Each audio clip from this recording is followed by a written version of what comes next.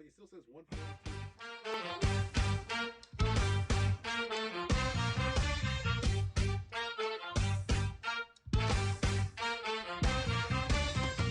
This is the Riot Squadcast, a supporter-driven show dedicated to LA Galaxy news, information, and opinions. Here's your hosts, Ed Rodriguez and Chris Zero Cool Tucker. Welcome to the Riot Squadcast. My name is Ed Rodriguez, and I am joined again. I miss this guy so much. I haven't seen him in a while. He's my favorite person. Your favorite person. After your wife, Yeah. just in case. Yeah. Well, she's probably listening. Am I low? I can't. We're a little low, but it's fine. As long as they can hear us, right? Can they? Probably, maybe. Assuming. Ben, this is on the fly. Ben just like, I'm going to show up 5 minutes before the... We'll get to episode. that. We'll get to that in a second. But, of course, let me properly introduce you.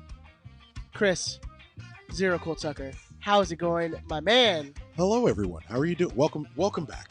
Don't you miss that voice? I know I missed it. Welcome back. Everything's going to be lovely. Everything's going to be nice. Welcome back. Are you doing Welcome Back, Cotter, or Yeah. the Mace song? No, welcome back. Oh, no, Welcome Back, Carter. Maybe black. Mr. Carter. I need to. Kids, just go and Google search and Welcome Back, Cotter. Yeah. Google search this show that got canceled 8 years before Ed was born. Yeah. At a minimum. But I'm very well, sir. How are you? Way before 8 years. Really? Yeah, oh yeah. While you're saying hello, Ben, I'll look up some Welcome Back, Cotter. And that unfortunate voice is, of course, So topical, right off the bat. producer Super Ben. I topical. know, of course, yeah. It's only a 35-year-old show. But producer Ben is here, of course. How are you doing, sir? I'm doing all right, man. I'm here. I made it on time-ish. Got us going on time-ish. What year were you born? We're all right. 88. It was canceled fucking 6 months before 8 years. Yeah. It got canceled 1979. Really? Yeah. There's your Welcome Back, Cotter minute of the week. There's your So you have to come 1970s up with one for next sitcom. week. Next week, what's happening? What happened to John Sylvester? I will fucking update us on Welcome Back, Cotter every week if you want to challenge me. No, I was gonna say, I thought you were gonna say what's up with what's happening. We can do what's happening. What's happening is an infinitely better show than Welcome Oh, Back, yeah. Cotter. What up, Raj? Was that the one where the woman was named Florida? No, that's Good Times. Was that Good Times? Times. Anytime you need a payment. Good, Good times. times. Anytime you need a friend. Hustling and surviving. That's it, man. Scratching and Scratching surviving. surviving, yeah. Hanging in a chow line. Good times. Ain't we lucky we got 'em. Doom, doom, doom, doom, doom, doom. Can you Good imagine that show today? times. Again, kids, Yeah. go ask your parents Yeah. of what the show Good Times was. Fuck, this is Or- 2019. If you don't know a predominantly black show that had a father in the home, you're a racist. Flat out. No defense. We're canceling you. That's the way we deal with shit now. It's all canceling everybody. We live in the cancel culture, man, so it's fine. Lazy fucking people. Anyway, how's everybody well? We're doing well, man. I'm coming out we're back angry, together, man. angry and hot right off the top. Well, I mean, the gang's back together, man. Ah. We're hyped. Boys are back in town. Boys, we're just gonna sing the whole episode, aren't we? Yeah, well, I'm karaoke cast. Da-da-da-da-da-da-da-da. Oh, there's a little side project that came up during the technically whose show were we on when we did that mega pod? That was on Nag News, right? It Yeah, was technically Nag News, News. Yeah. So when Which Eddie, by the way, is in the chat right now. oh, And if you are perfect listening, time. we are live, of course, on Facebook and Twitter and YouTube.com/Riot Squadcast. Like, And share. If you want to, join in the conversation, the majority of that is in the YouTube live chat where it gets crazy, it gets nuts. Right? Definitely. It's what if we're going to read something out, we're going to comment on something that's going on in one of the chats, it's predominantly going to be the YouTube one. So if you want to take part with other listeners and you maybe get a comment in on the show, something you want to interject with, if you've ever sat in your car listening to this show on the radio and you're like, hey, I would have loved to interject here, this is how you can go about that. Or just like say, oh, these guys are terribly wrong and are misinformed. And then I can eviscerate your incorrect opinion. But I would still hear your opinion. I That's do what like matters. the usage of eviscerate. Eviscerate's a good word. That's a good word. We should, proper. It's what my buddy Travis Johnson used to call a $5 word. I don't know what he meant by that, but $5 word. It worked for him. So, Chris, how you been, man? I know you haven't been on the show in a little bit. It's been 2 weeks. What's been going on in your life? Well, I mean, I had such backlash from the Latif Blessing issue. I felt it was in the best interest of myself and everyone on the show to just take. Of course not. Fuck those people. Life got difficult studying and school wise and time wise for the last week or so. So, look, occasionally over the course of the next 13 weeks, does that sound right? 12 weeks, 12ish weeks. Over the course of the next 12ish weeks, I may occasionally miss an episode depending on my workload. Right. If I'm taking 17 units a semester, it's too much. I'm aware of that now, but I'm doing my best to juggle it as long as I can. So every now and again, if my workload is too much in a given week, I may have to take. It's Tuesday. It's relatively early in the week, so if I can kind of suss out early that it's going to be a rougher week, I'm going to have to take an episode or two off. And luckily, we have a decent crop of people who can kind of rotate in and help out. So that's where I was at least last week. Overall, I'm tired. If you can't tell, I've had 9 cups of coffee today.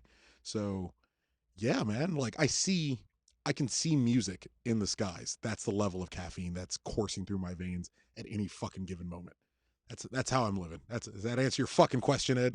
Sorry. I mean, I get really rageful out of nowhere sometimes. That's like coffee rage. Caffeine rage, yeah.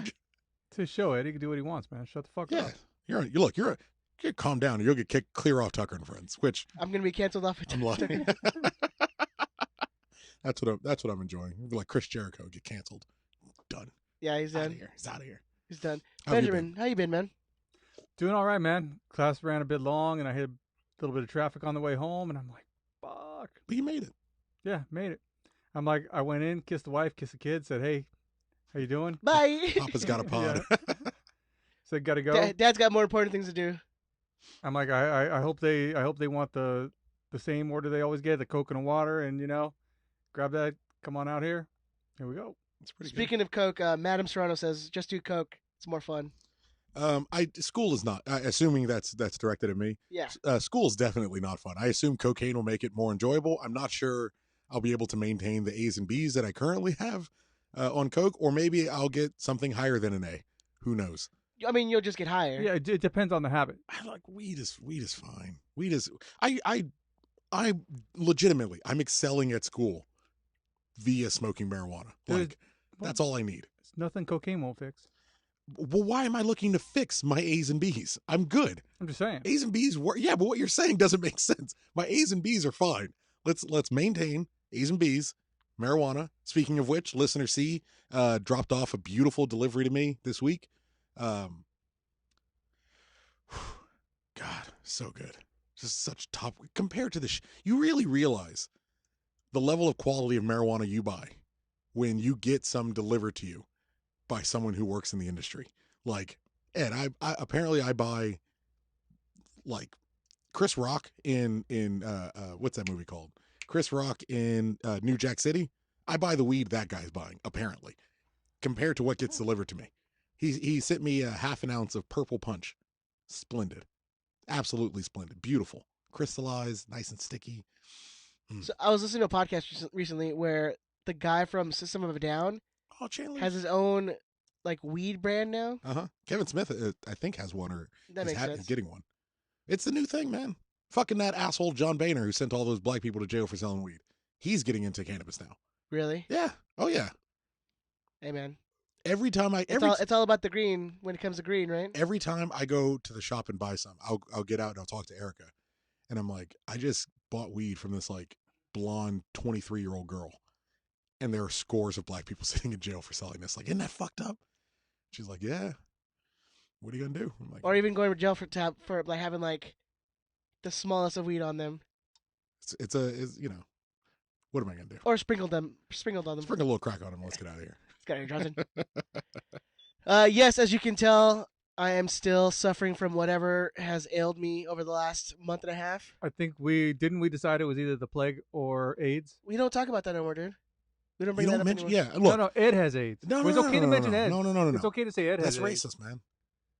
I don't understand. I'm assuming. And homophobic. If it's homophobic and racist for you to say it about one person, it's got to be homophobic and racist for you to say it about another person, even if you're saying the exact same thing.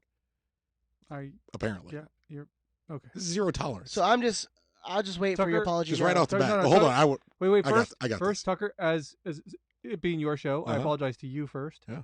Because it is your. I don't- I would hate to say the wrong thing on your show. I need you to edit that out. Yeah. How dare you? This is not Chris Tucker. I will tell you, I had a laugh about that earlier this week. Sorry, I'm still waiting for my apology Oh, yeah. Okay. Yeah. from Chris. For me? obviously. Yeah. Holy shit. Well, it's Okay. your show, so Well, yeah, and you're probably the one who said it. yeah. I mean, I looked at you and you Yeah. weren't This speaking. is the thing. Dude, we're gonna get miles out This of this is, shit, but dude. this is the thing. That was legitimately people's argument.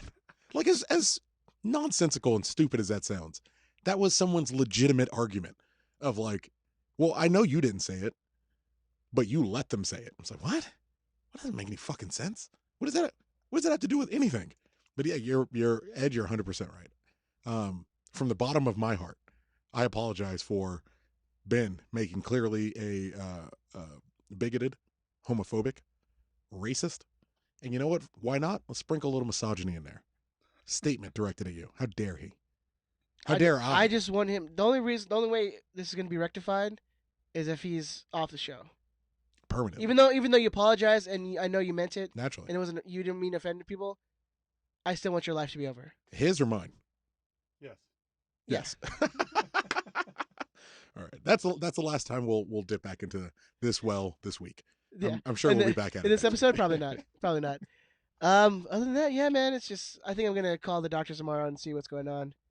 That's good. Because you It's been like a month and a half. Yeah, so it's only been like 6 weeks. is It's been there so a long. concern that it's like something serious? I don't think so. I'm not going to name anything that it could be serious because someone knew someone who had a cousin that had whatever affliction you're going to have, and it's fucking heartbreaking. But God, I couldn't go 3 minutes with it. But there's no, you're fairly certain it's going to be like a cold or a flu. or Yeah. something. It's just like flu or I think that you should give your symptoms on the air, and we should take calls to see who can diagnose you. Let's go on. Oh, WebMD it's just right telling me now. I have cancer. I'm dying of something. Well, why is it got to be Ed? It's cool. Look, It's guys. cool. I've had family members who have cancer, so it's fine. And die. I'm sorry that Well, they Ed pulled makes through. light of such a serious illness as cancer. It's inappropriate. It's I was not saying right. others were going to make that joke. Well, you're not making it. I'm not. I'm saying others would make that joke. Is that other person Ben? Yeah. Oh well, then I'm sorry that Ben would consider making a joke that Ed thought about Ed's own cancer. I'm lost. Even I'm lost at this point. Yeah, me too. Hopefully, you feel better. Dude, I'm sick of this, man. It's been a while. It's been some time. I wake up feeling like dog shit.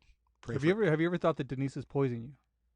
Oh, like in fucking Sixth Sense. Yeah, like Oh, a I little bit didn't at a even think about time. that You know would what I be mean? fucked up.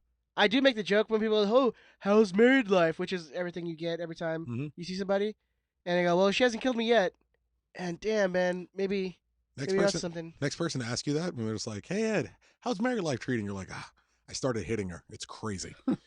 Why did you not expect that answer? What did you expect me to say? That everything's fine? Like, Hunky dory, why do peachy. people ask questions they already know the answer to, or they know how you're going to respond to it? Don't fucking ask me how I'm doing. You know I'm going to say fine.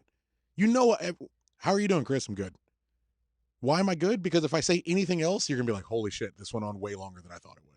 What was I thinking? And no one wants to hear it. Like when Nobody my actually cares. That's when why I my don't wife ask was- anyone. Yeah, when my wife I was care sick when and I people say ask it. me that, I'm like, really? Do you really want to know the answer? Like, and nobody cares because it's an awkward conversation. At least once you should roll with I started hitting. I'm going to do that next time. Yeah. You're like, I don't know. Or you know what? No, I'm going to turn it around and be like, she hits me. Boom. What are you going to do? You got to do something. You got to say it and I- kind of like, she- she. No, I'd be like, look You guys here. are making light of spousal abuse. How dare you? I'm going to look at her. I'm like, look, she hits me. I need your help. Please call. Please, somebody. She's going to be back soon. Oh, hey, hi, baby. Oh, no, we're just talking about, soccer. Sports, guys, right? What's great is the way she looks at you. Like, it's going to be a little believable. It's Exactly. going to be a little believable. That is the best thing. Is that it is believable. 'Cause She's definitely listening to this episode. Are you She's asking for very help good. right now? No, Like, I is know what this you're a talking moment? about. As I slide you a piece of paper, Just that's keep- please help me. Keep blinking in Morse code. Oh man, how's your outside of being sick? Your week's going. I know you're in school as well, and I imagine that. Wait, is he comes still with in some school? challenge. Are you still? Wait, before he answers, is he still in school? 100% yes. I believe in my friend. I'm gonna say 50%. I believe no. I believe 50%. in my friend. It's It's kind of a binary thing. You're either in it or you're not. I But think I believe in Ed. I believe in my friend. I believe in his drive and his focus. Ed, how is school going? I currently have 135% in my astronomy class. Suck his, In his goddamn astronomy class. dick. Well, it's my only class I got so far. So My man knows the stars. we'll wait till in like 2 weeks when I have 2 more classes added onto my Especially when schedule. you start taking the math class and realize, I'm good at math, actually. Madam Serrano posted a Morse code in the live chat. That's it. The title of this episode is just gonna be Morse, Morse code. Help me. it'll just be actually the dots Morse and code. dashes. Pray for Ed 2 in Morse code. That'd be awesome. That would be amazing. Yeah, everything's going good. School's good. We'll see in like 2 weeks when I start the other 2 classes, and we'll see how that goes. So you're gonna have how many units do you have altogether? 9. Okay, good. That's a good first semester back. It's a real solid first semester back. And this one I'm taking now is the only one that actually is in class. The other one are just gonna be online. Online class. They're difficult. They're time consuming, but just the flexibility to kind of pick it up when you want. Well, that's the thing about this astronomy class is that it's like all the work is done online. So we go in class, and then everything is online, like reading quizzes, all extra credit stuff. It's all done online. That's how my class is. I have to go into class to go submit shit online. I'm like, and I couldn't find this class online. I had to actually take it in a classroom. What class are you taking? It's a thesis writing class. Oh shit, Dr. Ben. So. DDS. That's if you walked into forgetting a medical procedure and fucking Ben took off a mask and was looking at you, like snapping a glove. Number one, immediately you'd be like, "Why are you already wearing a mask?" Like, what are you coming from? But then it's Ben. That's Dr. Nick. That's like Saw level of horrific. Yeah, that's when you think you're gonna he's gonna put a trap around your neck. He's gonna be the doctor that accidentally swaps your feet and your legs, and just like see if it works, or leaves his car keys in your liver.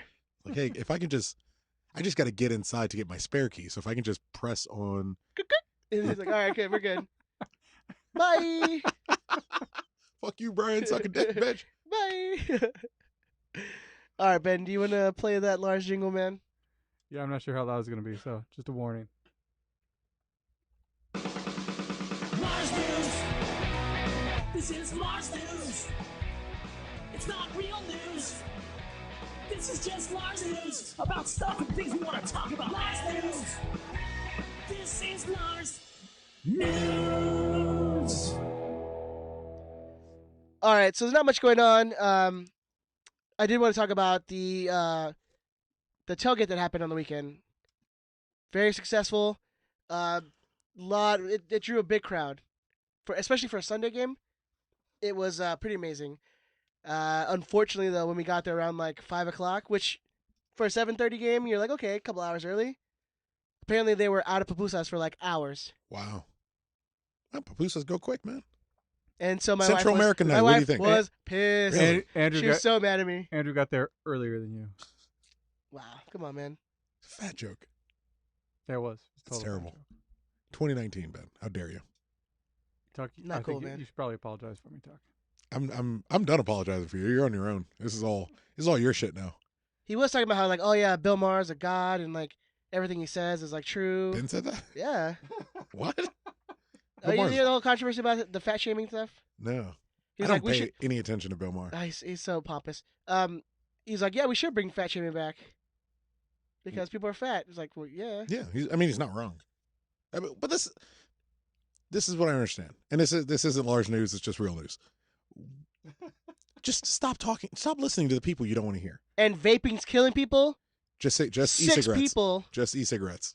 Everyone freaking. I've been getting so many messages of like, nah, it's marijuana. I'm like, it's not marijuana. It's e-cigarettes. Relax. Everyone relax. 6 people have died. Let's ban it now.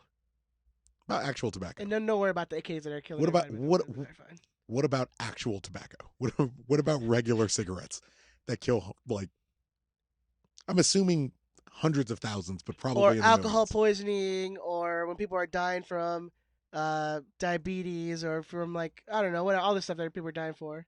Ban, you know what? Ban everything. 480,000 cigarette related deaths every year. Everybody, just go home. Do you not want. leave your house. No. Do whatever you want. Ban everything. You know what? Ban breathing. Everyone just die. I don't, let's wait till the season's over. Let's We might win. let's figure out. Yeah, let's figure out where this season goes. And then Actually, you know, after the last game, maybe it's a good time just to call it quits. everybody does just die. I think we should be called champions after that 7-2. I'm just going to say that. We're skipping. There's no large news, so there you go. We ran out of pupusas. Well, okay, I want to talk about the tailgate a little bit. It's Andrew's fault though. But it was cool, man. Like they had like bands and everything. It was really dope. And I'm like, want to give congrats to Steven and the AFJ people over there, man. I know there was a lot of money that was raised, and then they had like raffles and stuff like that too. So it was really good. Hopefully they do that every year because I think it was a big success. And you see, like Galaxy fans is, there's more than just trying to pander to Mexican fans and the Dos Santos and stuff like that. You have all these people from Central America. Dude, everybody likes pupusas. Is what you're saying. But I mean, you have this wide scope of people who have really never been represented by the Galaxy. Sure, Belize represent. They were there. Yeah. So I'm like, it was great. I hope they do that every year. It was actually really fun, and it brought a ton of people out. And you know my usual feelings on any level of targeted ethnic pandering that the Galaxy does. I usually as wholesale, I'm just not.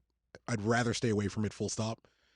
I don't know why there has to be, because we've left so many different groups out and we target very specific ones. I like the idea of doing, hey, here's a large fucking swath. Like we're going to cover multiple countries at once. We're not doing specifically this nation or specifically this nation. Just, we're going to do an area. Hey, when are they doing African Heritage Night though? Literally never. Absolutely, it's never going to happen. I think they did it in the preseason. Did they really? Shit, that don't matter. Yeah. Do it in the off season. Yeah, I think Yeah, they you get the- actually. no way That's they when did they did it level. last year. They did it in the off season. Yeah, get the same level of attention. Do it in the off season. No, I'm just fucking with you. They didn't do it in the preseason. They're gonna do it like. I like how you believe me though. I mean, it's Well, something you're that's- on a show that you're supposed to talk about what the You know Galaxy does. Why would he make the Tucker, assumption what that is you're our going to say disclaimer? something that's remotely accurate? at least Exactly. like semi-factual. You just if you come here for facts, Again, say it. to Say it. no. To every LAFC fan, that's what you lost your mind over. You lost your mind over a guy who's like, I do this once a week, and in that moment, haha, just kidding, to the co-hosts that have to talk about the thing that I'm talking about. That's what you guys lost your mind about. Just for the level of importance that you put it up to. There you go. If you come here for facts, fuck you. That's not even Yeah, that's not even you being wrong. That is you purposefully saying nonsense. Yeah, But then we waste time talking about it. like right now. It's So Ed, So, anyways, so African American Heritage is scheduled for February. if they start, they gotta start the season earlier. They do it with the physicals. I'm gonna sit here quietly while you guys. They do it when they do the physicals when the guys show up. I could be doing homework. Yeah. I could be doing. I'm just saying. I literally could be doing homework. All right, yeah. There's not much Lars news going on Outside right of now. the pupusas. But again, great job by all supporters and AFJ for putting this together. It was a great success. I mean, you guys have been in games on Sunday nights. Like it's pretty Usually difficult. it's pretty But it was Stephen was fantastic last week too. It was great, and Yeah. and the crowds were bonkers. Like it was amazing. It's Like, great. Supporters were great. HB was loud. Yeah, it was a great Lars was atmosphere. getting loud. Oh, it was a great atmosphere. And again, I think that was part of like the night, bringing Mhm. multiple cultures out that like, didn't really get to see like the representation, of like not being grouped into like here's Hispanic Heritage Night, and it's like we're just gonna fucking lump everyone together. Just have an excuse to bring a bunch of people out It's cool. on a Sunday night game against Kansas City. Yeah. It's a great way to sell some tickets and to be smart. But yes, and then so this weekend there's obviously going to be a game at home again. Come out, celebrate, tailgates. They're always fun. Yeah. Come meet people, man. Do we have anything going on for the tailgate? That I know of. Regular tailgate. Blackout is this weekend. Lars Blackout. So it's a day to, if you have a Black Lars Ooh. T-shirt, Yeah. it's a good day for Or a Squadcast t-shirt. or a Squadcast T-shirt. If you have I've got that black Galaxy training jersey from like I want to say like '99. Well, the one that you like swapped. The you and I swapped, yeah. One of two jerseys that you and I swapped back when we could swap jerseys. So whatever you have, if you got the black goalkeeper jersey, that one works as well. Lars typically doesn't get in the business of telling people what to wear and when to wear it, but this is one of the few events of the year. The next one I believe or not the next one necessarily, but another one on the calendar is the kind of Lars formal night. This is one of a few, so it would be a great one for you to turn out if you're into the. Yeah, these Targeted become like the staples of tailgates every year. There's usually a sponsor of some sort of alcohol. I know the last couple of years has been Jim Beam like whiskey. That's Tullamore Dew was Tullamore Dew, earlier this yeah, season. yeah. So you get with check out the Lars social medias. Always be posting stuff like that, and come out to the tailgates. They're always fun, man. It's blackouts right on in the name. Exactly. So if you want to have a good time, if you're ever gonna get blacked out at a large tailgate at responsibly, because we are blackout responsibly. Sure as shit not responsible for what you do. This would be the opportunity. It's a Saturday game, 7:30. It's gonna be late on Saturday night. Don't worry about going to the club. Go to Lars. Go to the stadium. Have a good old time. It's a perfect opportunity for it. And then you have all day Sunday to just recover. Yeah, you just lay out, watch Rams, just chill out, be good. Exactly. All right, let's go. Let's move on. Hey, any word on the 138? Because we got 2 games to get you punched in the nuts. It's not happening, guys. How close are we? I don't like that negativity. You be positive. Look, I appreciate all the people who have signed up. It's probably been the best year for a 138C, like as in sign-ups go. So, I mean, I would say what you're pretty saying successful. is that you don't think there's any way it could happen. I don't think we're going to have 50 people sign up in the next 2 weeks. So if you're out there listening, we have like 50-something people listening, more than 50 people listening live to us. Everybody go to... He's like, literally everyone listening right now, go sign up and get Ed punched in the nuts. And we get Ed punched in the nuts. That's actually pretty good. You get the right to vote for Lars Player of the Year? Most people. Or most players. Most players. Ethan Zubak's been taken off the list. Which would have been mine. What are your feelings on that? Do you have any... About the whole... Well, I don't know the full... Because this thing is... I think that's been the problem, is no one knows the story. You want to discuss what was... So what happened was the 138C, like the Player of the Year voting was sent out. Mm-hmm. Names, you click on a bubble, hit submit, and that was your vote.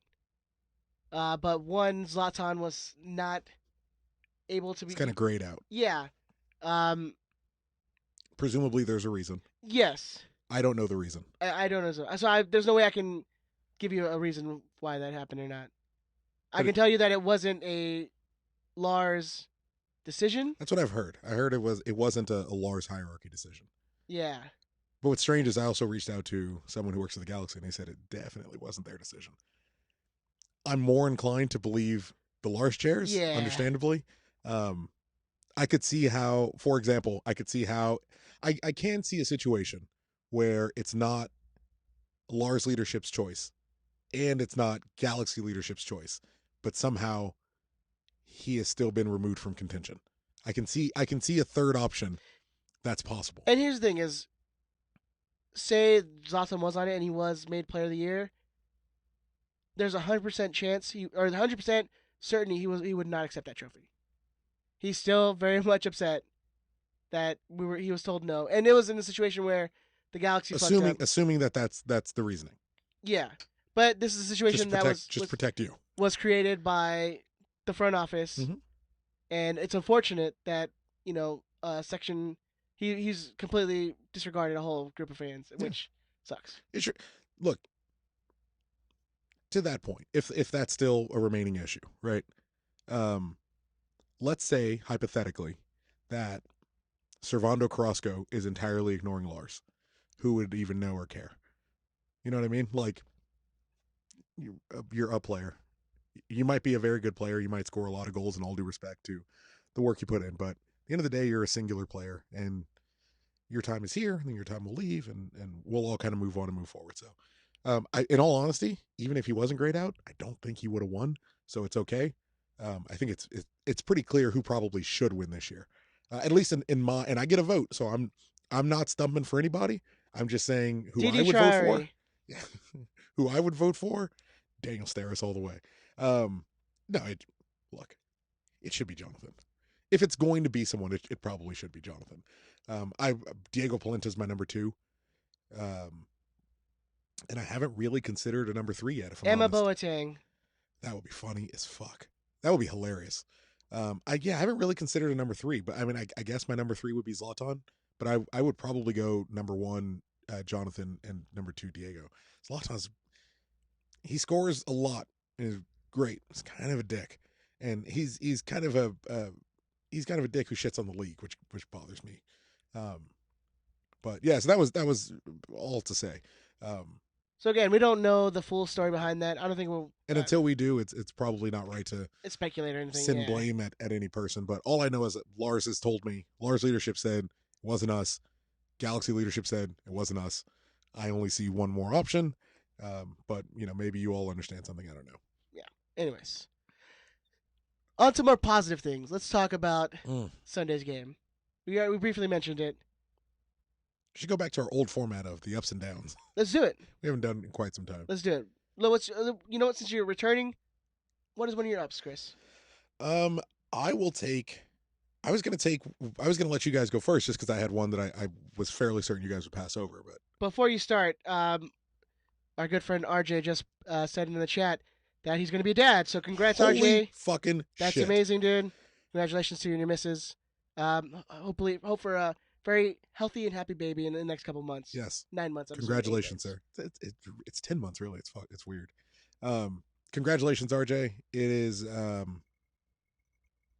don't really know how to boil it down into a singular sentence, but it is a nightmare every single day, and it's the single greatest thing that'll ever happen to you. Isn't it like fucked up how 10 years ago we were all just like stumbling drunks, like kind of doing nothing? And now we're like married, getting kids. Yes. It's so weird. Yes, it is. It is. It is a different world. This time 10 years ago, we were gearing up to go to Seattle for MLS Cup. Holy shit, that's right. Mm-hmm. We don't talk about that though. November 22nd, 2009. Yeah, we don't talk about that. The worst day in the history of the universe. The worst. Yeah, but now we're fucking dads. But all it's to say, congrats, RJ. It's a beautiful journey that you're going on. It's going to test you, but you are more than man enough to meet the challenge. Yes, congratulations, RJ. We much love to you and your missus, man. All right, so back to the game, back to your ups. Yeah, my up that I was going to take was actually Dave Romney. Outstanding game. Given the limited opportunities he had, I believe it was only his 6th or 7th start of the year. I want to say 6th. Assist. 20. I mean, a month ago we were like, the dude doesn't see the pitch. I mean, come on. Well, what you got to do in these instances is take your chances. You got to take your opportunities when they do come up, because they're not always going to come up. Polenta has been outstanding at left back when he's in there. Skjelvik's been a horror show. I think we can say safely now we're done with Jorgen Skjelvik. Romney's done more than enough in this game to kind of earn starting and playing regularly if the opportunity comes up. And Jorgen's just been terrible. Polenta can move back whenever Pipo gets back, but Romney is an option. 25 of 26 passes completed. He got an assist, 0 fouls, which was incredible. What did he won 3 of 3 tackles, 100% in his tackles. Like, absolutely great game. Another assist playing on the left. Hopefully that officially concludes everyone's argument about playing him at center back. He's not good there. Like, he might see himself as a center back. Other podcasts might see him as a center back. Previous coaching administrations might see him as a center back. Every single good game he has, he plays at left back. It doesn't mean every time he plays at left back, he's going to have a good game. Even previous coaches were like, yeah, we're going to play in the left. Yeah, if you're going to play Dave Romney, play him at left back. He makes cutting Skjelvik or forcing Polenta inside drastically easier if he continues to play like that. Let's not all get carried away on one game.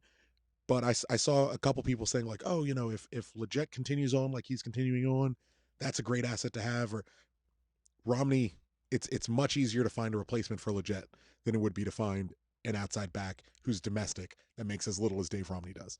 If he can carry on in the way he carried on in that game, it's an amazing asset going into the playoffs and a great way to round out the end of the year. Worst comes to, it's a tradable asset at the end of the year.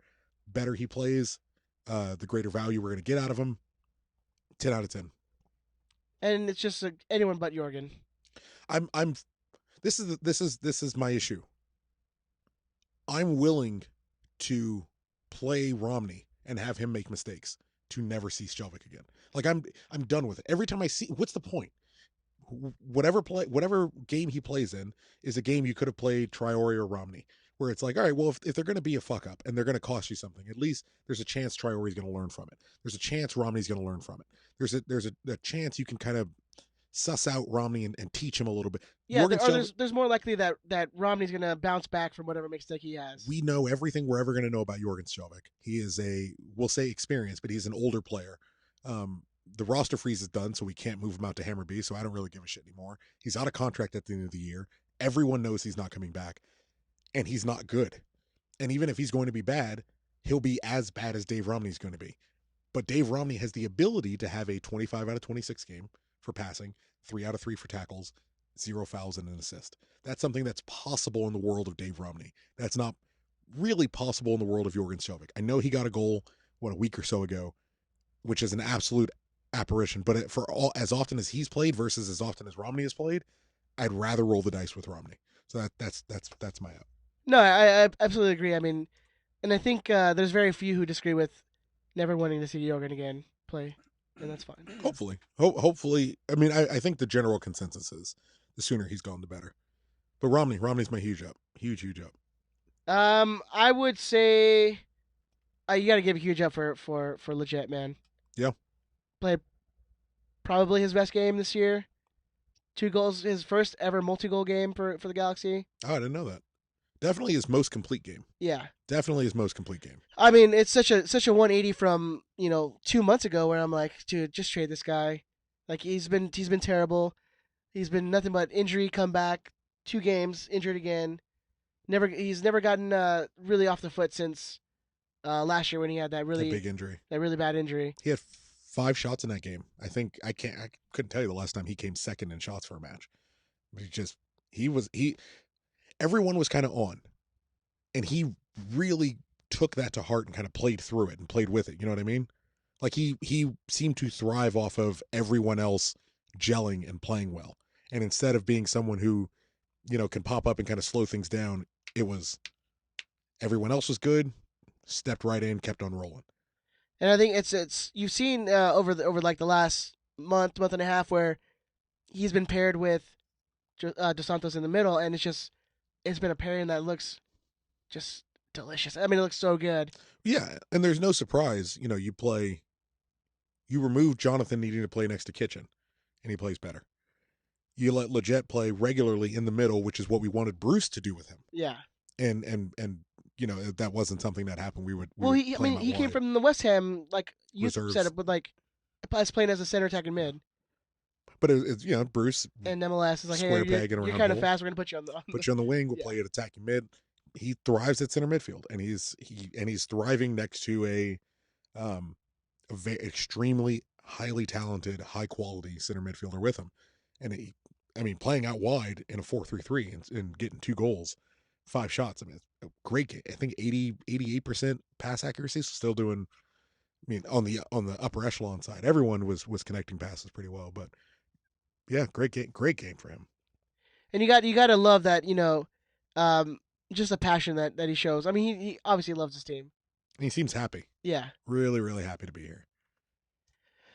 So, I mean, Ben, do you have an up or down? I was going to say Legit, but I think Felcher played a really amazing game, especially for Felcher. Cut off your own mic, dude. No, just go ahead. No, Felcher, he played well. But also I think that might have to do with Diego just yelling at him the entire game. The entire game. The entire game. So really, the one I really want to say is GBS though. The way at halftime he didn't change it. They came out and they played the same way, and it paid off in the second half. They were kind of lucky not to be down at the halftime, but Yeah, we were very lucky that Kansas City is not good at scoring goals. They're not good at anything really. Because that's the worst Kansas. Tell me, in your guys' memory, can you remember seeing a Kansas City team that was worse than that? Yeah, when they were still called the Wizards. Yeah, they were. Yeah, they used to play in a baseball stadium. But that's not even a baseball really. stadium, like a AAA, AA baseball stadium. Yeah, I mean, since Vermees took over, you have never seen a Kansas City team look that bad. Well, they're also in. One of the things I picked up on watching the game, both their starting lineup, which has definitely had some rotation out, but their starting lineup and their bench, it's a lot of guys from when they were really, really good that they just haven't quite cycled out yet. how do you pronounce the guy's name? Matt Beasler. Yeah. Beasler still starting and captain. Like, Well, I mean, that guy was still in the U.S. in a year ago. I mean, yeah, but I mean, so is Jossie. Like that's no longer an indicator of how good you are. There's a lot of guys on the U.S. men's national team that have hung out. Fucking DeMarcus Beasley got a call up within the last 12 months. Like, there's a lot of guys kind of hanging out on the national team for a while. You would just expect at some point they're going to move on. Graham Zusi got moved to right back 2 years ago. He's still playing right back for them.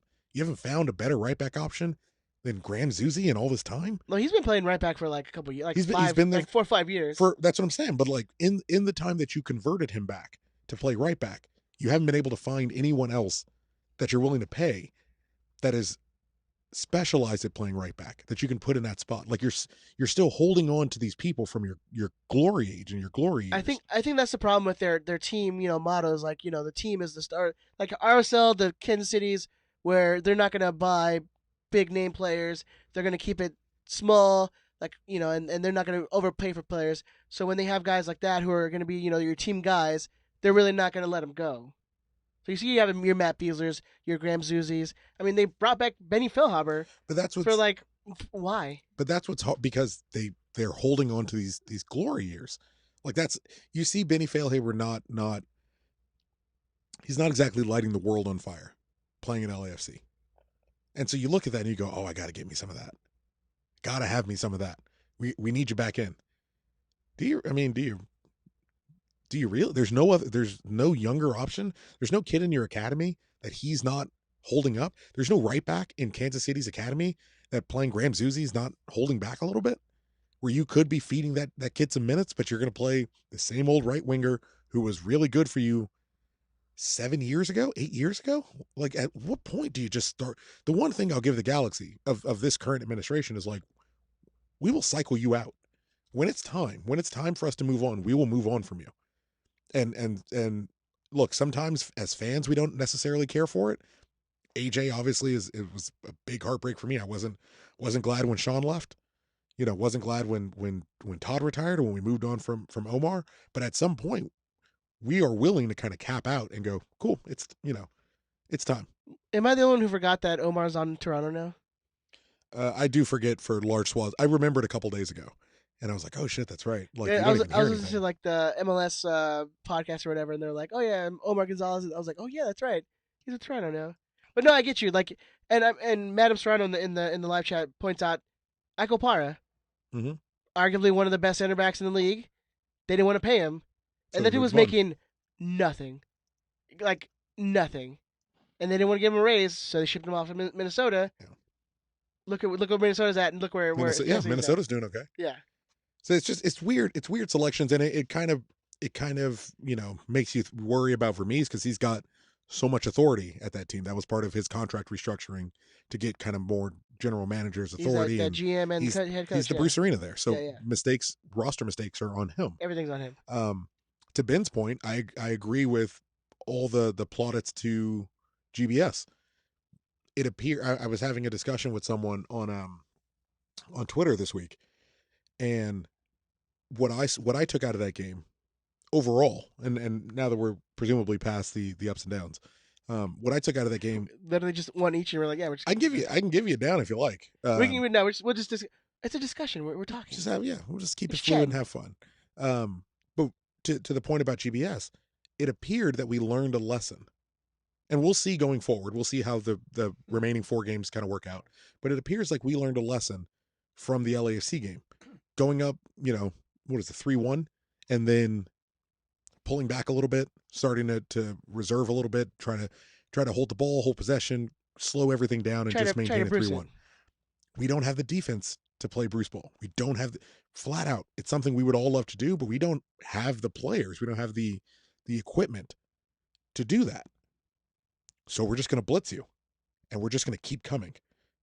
And we're going to, at 3, we kept trying to score. At 4, it's not like Kansas City, and they a lot of guys were having a bad game.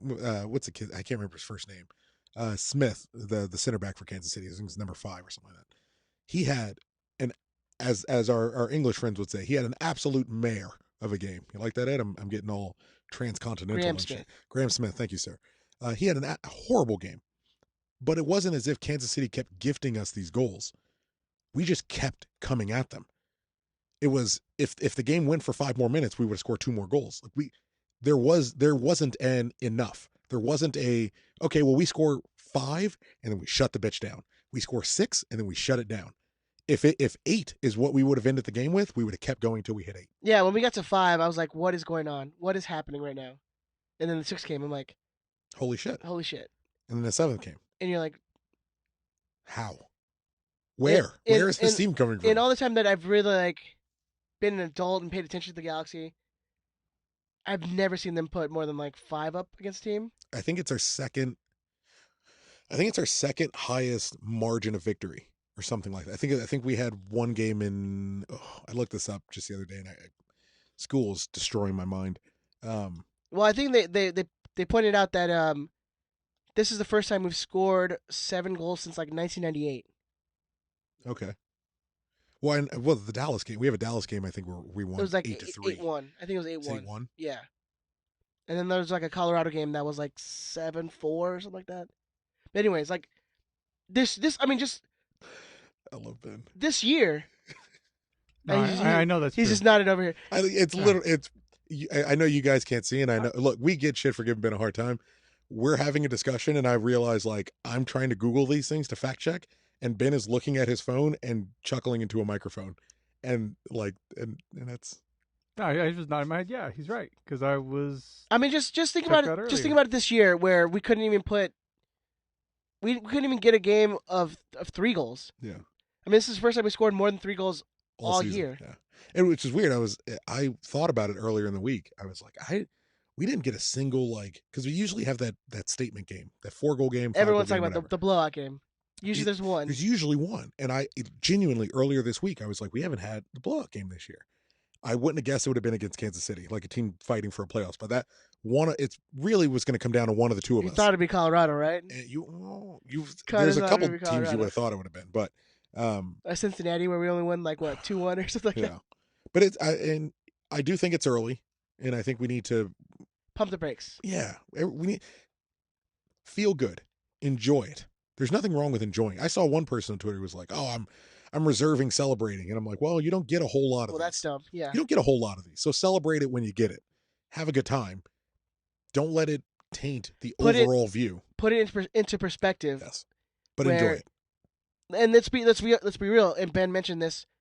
Had it been a team with better strikers, I mean, that game could have been easily a New York 5-4 game.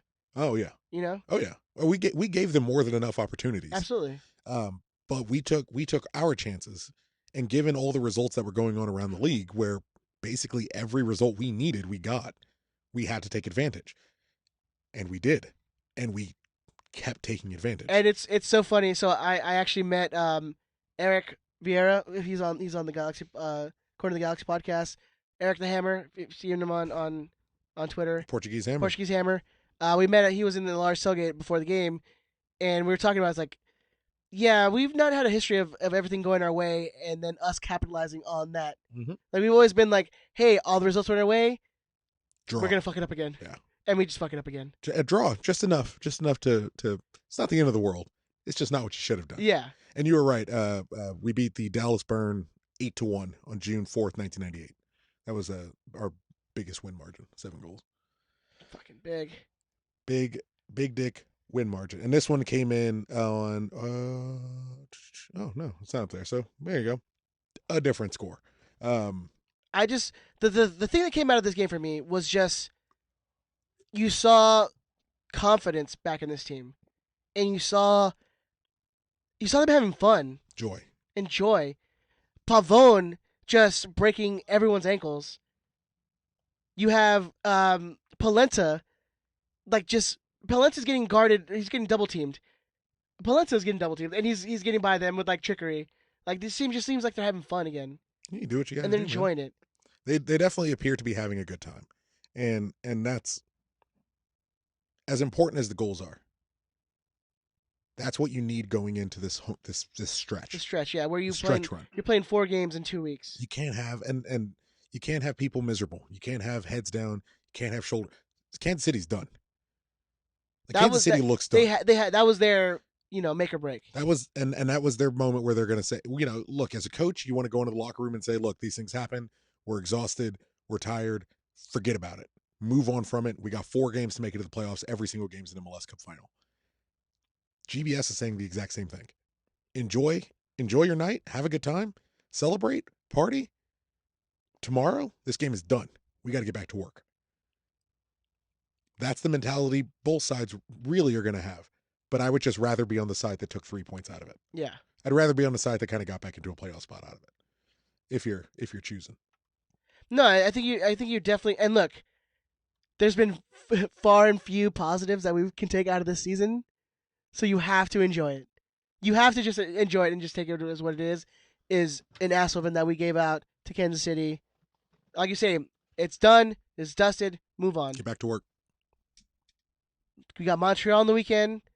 Not a great team at all. They just lost to Cincinnati. Like, this is your opportunity to pounce on another team that's doing very poorly. And it's what you and look, if say you do. And let's be reasonable. It ain't going to be 7 goals. It ain't going to be 6 goals. It's based on the way the season's gone. If we're lucky, it's going to be 3 goals, But say you put 4 on Montreal. Say you put 5 on Montreal. Well, now you got some good energy going. Now you got a run going. Now you got that feeling of, oh, well, we can fucking do something. We're not going to win the Supporter Shield. That's done and dusted. Move on from it. Maybe we can finish second. Maybe we can finish third. Maybe we can start putting together a run. And it's the same thing I've been saying the last few weeks. We've as a whole have been saying the last few weeks. Give Pavone time. Give Christian time. He's going to get better. Give Fabio time. Give Uriel time. Give these pieces time to gel regularly. The one thing I'll give GBS, all things being equal, everyone healthy, he's going to play the same lineup. But everyone knows their responsibility. Everyone knows what's being asked of them. Christian knows he's a starter. Uriel knows he's a starter. Zlatan obviously knows he's a starter. Jonathan, legit, obviously knows he's a starter. Corona, Kitchen know that they're on the bubble. So depending on what they're doing in their training sessions, that's going to push you ahead towards a better chance of coming in, depending on the situation, or being ready to step in if somebody goes down hurt like we had this week. Well, I mean, that's what Corona needs to do. He's taking his opportunity while Fabio's down. Yeah, and that's that's the name of the game. Kitchen, I have to believe Kitchen knows. I mean, 1, obviously I need to stay healthy, but 2, if we're in a situation where we need to defend a lead late, I better be fucking ready because I'm going to get a chance. And at this stage, it might be my last shot of the season. So I better be ready because it's not all going to be 7-goal wins. Some of them, if we're going to do it, if we're going to make a serious, legitimate run towards the playoffs and knock on wood towards an MLS Cup or a deep run in the playoffs, at any point, a deep run in the playoffs is just about kind of regaining respect. I need to be ready to take my opportunities when they come up. And for me, that's what it looks like when you have set lineups, set rosters, everyone knowing what they're supposed to do and what their roles are. All right, let's get to Big Tony's email. Thank you, Big Tony. I know he sent out another email when we tried to record last Thursday, which didn't happen, but we really appreciate you sending out. Actually, we're going to have Mr. Chris Tucker read these emails because apparently I'm an idiot who can't read, so we're going to have Chris read it. Nobody believes you can't read, sir. You do a great job. You ain't Samoan. I mean, you look Samoan, but you ain't Samoan. Week, I'm not even going to touch it anymore. You guys know, you all know what Ben sounds like. I'm going to do my best because personally, I think you do a decent job. There's a little stammering and stuttering, but it's perfectly natural. I think you do a great job. Yeah, you do fine. Oh, Yeah. Babes, thanks. Yeah, we're here. We support you. Men support men, Ed. I feel blessed. What's the opposite of Hashtag- toxic masculinity? Is there like a positive masculinity? I don't know that's the thing. It isn't in the history of man. You're doing great, bro. Just keep it up. Is Get that lift. That's when we touch tips, What? like a high five. High 9. Moving on. He's always got to be a topper. He He can't let me be the biggest one. He's got to throw it out there. Nah, Ed's my bottom. He's never my topper. That's true. Power bottom. Apologies, Tony. Prognostication.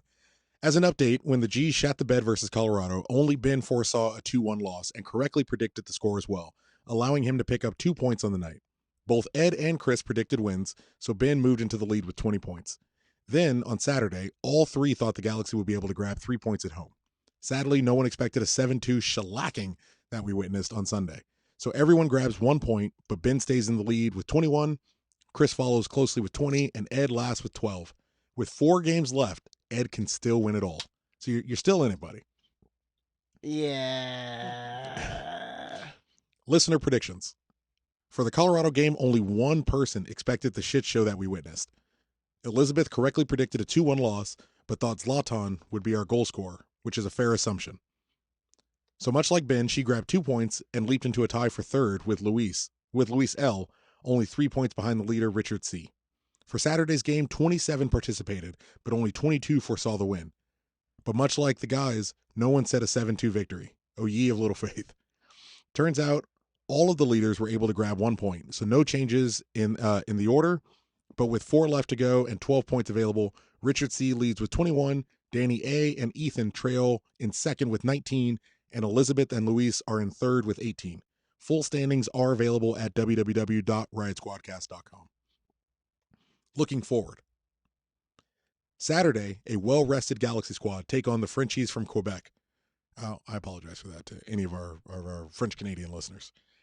Prior to them arriving in LA, Montreal plays Toronto in the first leg of the final of the Canadian Championship on Wednesday night. So expect the entire team to come to LA. In the last game, the G's finally were open to... in the last game, the G's finally were open... Well, that just doesn't make sense. In the last game, the G's finally opened the floodgates, scoring 7 on an uninterested Kansas City. Interestingly, KC came into the game with 37 points and sitting in 9th. Montreal comes into the game with 37 points and sitting on 8th. Does that mean we can put up 7 on them? Possibly, but everyone has to be on the same page and putting in the full effort. While Montreal is sitting in 8th in the East, they do have a poor defense, having led in 57 goals and only scoring 42 for a negative 15 goal differential. Additionally, Montreal is not on a good run of form. They are currently on a 2-game losing streak, having gone draw, loss, win, loss in their last 5. Sadly, the G's haven't been much better in the last 5, only having earned 5 points. Given their performance on Sunday, can they keep it going and bring home 3 points to help us get into the playoffs? Or will we have a drop-off in form and not secure full points? Thank you, Big Tony, for sending in your email. Man. How did that reading go? That Great. good? Super good. Loved it. It was all right. I like Ed's better. You're welcome. Wow. Whatever. What a dick. I mean, I'm saying. I'm being honest. What do you want me to say? I mean, it's his show. Fuck. If he wants to read it, he can read it. look. You know what? You know what's the most Just gotta important? let it go. Just gotta let it go. The most important thing is I said it was good. All right. Yeah. I believed in you, Chris, and you nailed it. Thank you. And the difference is, I assume you were actually listening to the show, so it's Yeah, it's fine. Yeah, it means more. When's the last time that this team hasn't been in negative goal difference? Like that, I'm trying to think of that. Like it's been how long? We're at 0 now. We're even. It took us a 7-goal shellacking to like bring us even. +5 game to get even. Yeah. That's what I was really hoping for, one more against Kansas City, just to bring us positive. Nah, we'll get it against Montreal. We'll get it That against way, Montreal. give them something to fight for. Montreal's terrible. Absolutely, they're awful. They lost to Cincinnati twice this year. Cincinnati. We lost to San Jose twice. Well, at least they're like a playoff team. We lose to Colorado twice. Yes. That's because we faced them both times when they had coach I'm bumps. just saying. When Well, they we historically somehow we always end up playing these teams on new coach bumps. Like I feel like every year we end up playing a team on a new coach bump. Yeah, right? but this year we played like 4 teams on with new coach Yeah. bumps. New England with two Bruce. Two of them were Colorado. 2 of them with Colorado. Yeah. And now we have Montreal. Well, he's been there a while, and he's terrible. Yeah. And Montreal's really bad. Can you believe Dude. Montreal fired Jesse Marsh, who won a Champions won a League game Champions today? League, It's yeah. fucking insane. Fuck that dude. Yeah. Fuck that dude. But So- sitting on 5th, what we get a win out of this game. Everything stays the same. We get a win out of this game. We move up to, depending on what Minnesota does. If Minnesota gets a loss and we get a win out of this, we move straight up to 3rd. Like, Because first head to head is overall is wins. over wins. I think that's the important part is to get back into the home game playoff spot. Mm-hmm. I think wherever you fall in those positions, that 2, 3, 4. Well, to that doesn't point, all we matter. need to do is move up to. All we need to do is move up to 4. And I think that's the most important part. Yeah, it's obviously you want to get as high as possible, to get as many home games as possible. Mm-hmm. But you need to get there to begin with. Because right now, everything stays the same. We're away to RSL in the first round of the playoffs. So are you afraid of that, though? Look, if you're going to travel away, that is a more favorable option. Yeah. Relatively close. I say you travel out there, as early as humanly possible, hang out, kind of get acclimated to the weather and to the setup. And 9 of our 13 losses have been away. So, just numbers-wise, you'd prefer play it, home. Yeah. I think we have the ability. The best team in the league right now, LAFC. Can't beat us to save their fucking lives. If their children's eyes depended on beating the Galaxy, well, you better get a fucking walking stick, because we're popping those bad boys out. They just can't do it. I'm concerned about teams like Minnesota. I'm concerned, with an active question mark in Darwin Quintero, who I can easily see embarrassing Daniel Steres. But also week to week, he's like wants to decide. Sometimes he shows up. Yeah. Sometimes he don't want to show up. But that's someone I can see taking advantage of Felcher, of Steres, of Pipo Gonzalez. Not necessarily Polenta. I kind of have more courage in, but that's someone I could see giving David Bingham a hard time. I don't want to go away. I'm with Ed. If we can stay home as often as we can stay home, the better. But with the schedule we have remaining, there's no excuses left. You should be able to get the points you need to move up into at least 4th. I think you can get. I think your best case scenario. Well, obviously your best case scenario is winning out, but I think your more likely scenario is 3 out of 4, with dropping points at RSL. Well, we should pick up 10 points. Well, I agree with you. We should pick up 10 points. The last 3 of the last 4 games should be easy wins. That's the biggest. That's the thing that scares me the most, and that's the biggest problem. Is exactly what you said. Should. Every single time this year that we should have won, going into that New England game, we should have smoked them. Both Colorado games, we should have won. Yeah, but then that New England team went on to win 8 of 9 games after that. So, again, we caught them. They caught us at a time where they were in transition with Bruce coming on. The Columbus game earlier in this year, when Columbus was a tire fire, we should have won that one. And we went late. I think that's been the problem with this team is obviously the inconsistency where we literally, our wins and losses are almost equal. Like we either win or we lose. That's kind of been the story of this year. And playing against the worst teams in the league, we haven't really had, success against them. Again, looking at your Colorados, at the time your New Englands who were pretty bottom at the table in the East. Yeah, man. Theoretically, you should be able to beat a Houston, a Vancouver, a Montreal. Well, Houston and Vancouver are high-fiving each other at the bottom of the table.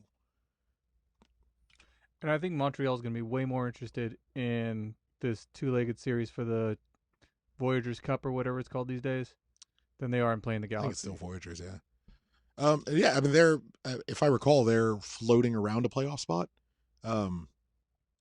It's a contest, but it should be a win. It's based on how we're playing and getting healthier, would it be crazy to see Alessandrini sitting on a bench? All we really need to do, and this is in part where a few months ago, basically as soon as we signed Pavone, I'm like, everyone can calm down. We're going to make the playoffs. Don't worry about that. It's a matter about where. It's the issue is where we finish, whether we have to travel. We're going to make the playoffs. That's not an issue. We need to stay in the hunt until a real shiny, pretty piece is ready to go, because it's coming. That's a matter of time. a team with Alisson Drini, Zlatan Ibrahimovic, Christian Pavone, Jonathan Dos Santos, Leggett playing the way he's playing, Corona, getting in there and clearly enjoying his soccer. Polenta, like that team doesn't miss the playoffs. I understand the concern, but that team doesn't miss a playoff. 10 points should be, for me, 10 points should be the minimum, with, as you say, dropping points at RSL being the outlier. If we drop points against Montreal, I become drastically more concerned. But that's why I say don't get carried away. 7-2 result, have a good time, enjoy it, smile, laugh, celebrate, blah, blah, blah. Move on. Focus, get back to work. It's time to get back to work. Montreal, fresh. Every single game is an MLS Cup final until we're done for the year. Literally every single one. They're all must win. We drop points against Montreal and teams around us pick up points, we're fucking in trouble all over again. That's been the craziness with this Western Conference just being so tight. Like you drop, I mean, you see week to week, if you drop any points, I mean you're fluctuating from playoff spot to under the line. Yeah, and deservedly so. Like, look, this is the reason we love Major League Soccer. Like, it's designed to keep it, for all the idiots that are like, oh, Pro Rel keeps teams at the bottom of the table with something to fight for. Well, you know what? I don't want Vancouver or Houston having something to fight for. I want them to roll over like dead dogs. I want them gone. I want them bored. I want them out of it. And as a fan of that team, if you don't like what they're doing, well, you should be putting pressure on your administration. That ain't my fucking fault. But you know what I like? This is 2 through 7. This is 2 through 7. So the playoff spots. And you know what? I'll go ahead. I'll chuck in 8. Seattle, 49 points. Minnesota, 48 points. RSL, 46 points.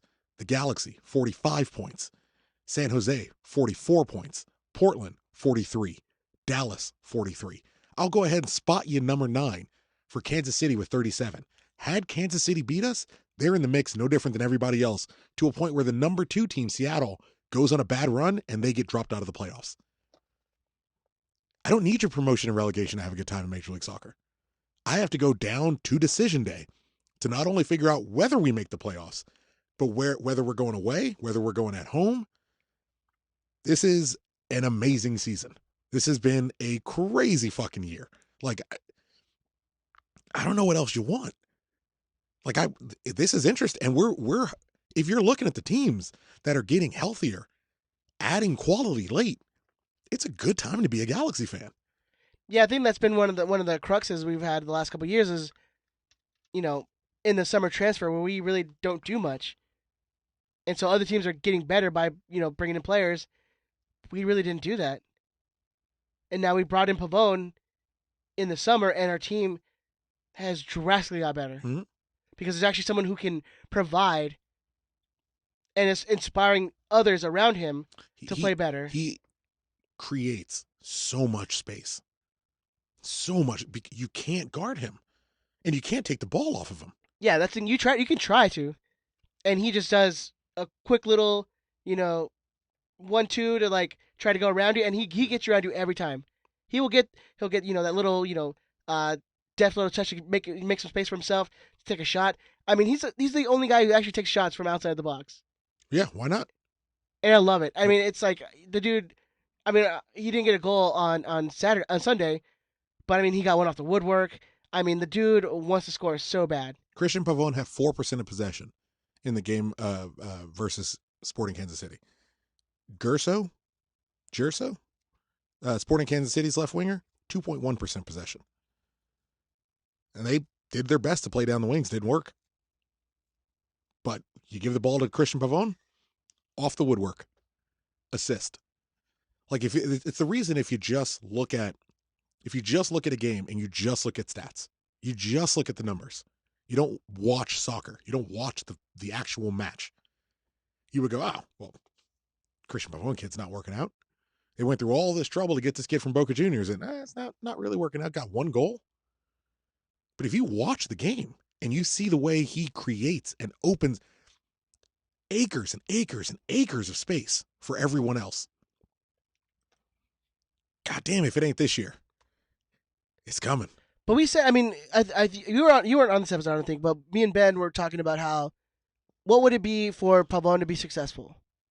Like, talking about goals-wise, assists-wise. And then we agreed on 10.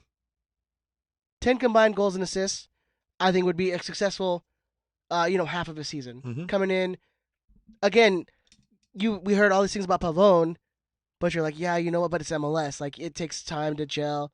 Most players who come from overseas, it takes them a little time to acclimate. Yeah. But that dude, like, jumped and, like, was running.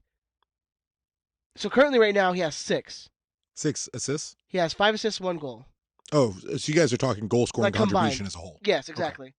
I think 10 is good for what, how many from the time he came in.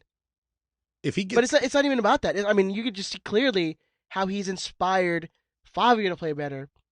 He's inspired Antuna to play better. He's inspired the center midfielders to play better. Sure. I mean, it's just an all-around turnaround from when our only player that you knew who could score a goal was going to be Zlatan.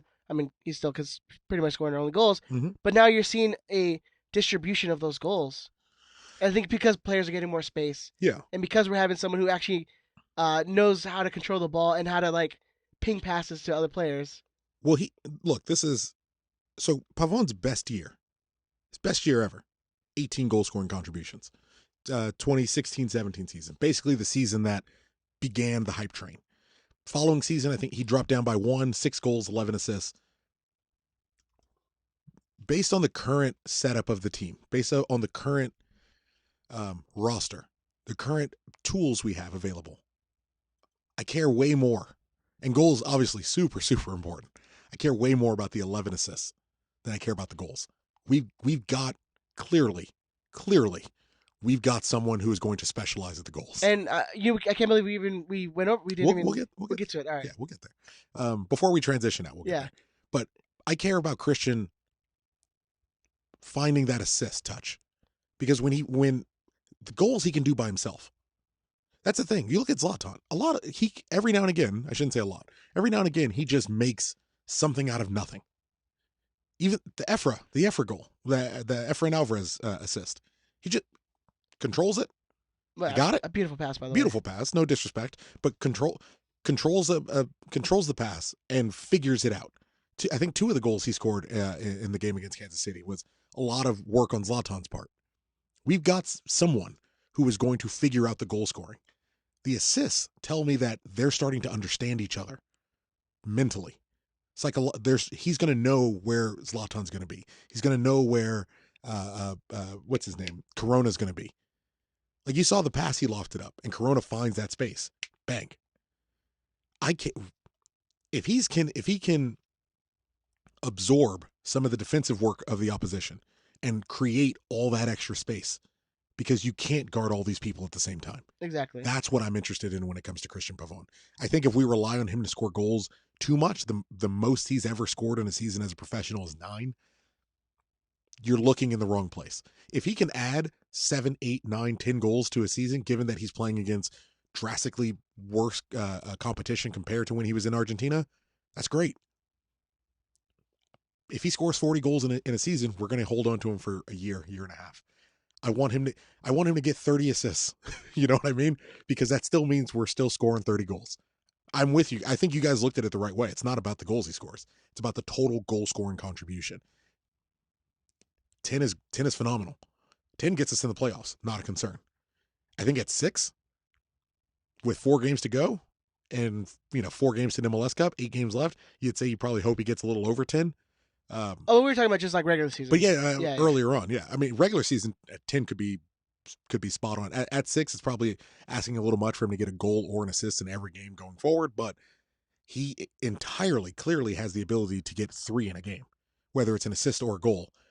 He's got that ability. He's got that in his locker, and that makes me feel more comfortable as a fan. And we're playing against teams who are going to give up goals. This is when you want him to feel confident. Yeah. This is when you want him to be the Boca Juniors Christian Pavon. Because here's the problem with their team in that first half of the season was where you had Daniel Steres as your second leading goal scorer, and you had Diego Polenta as your assist leader.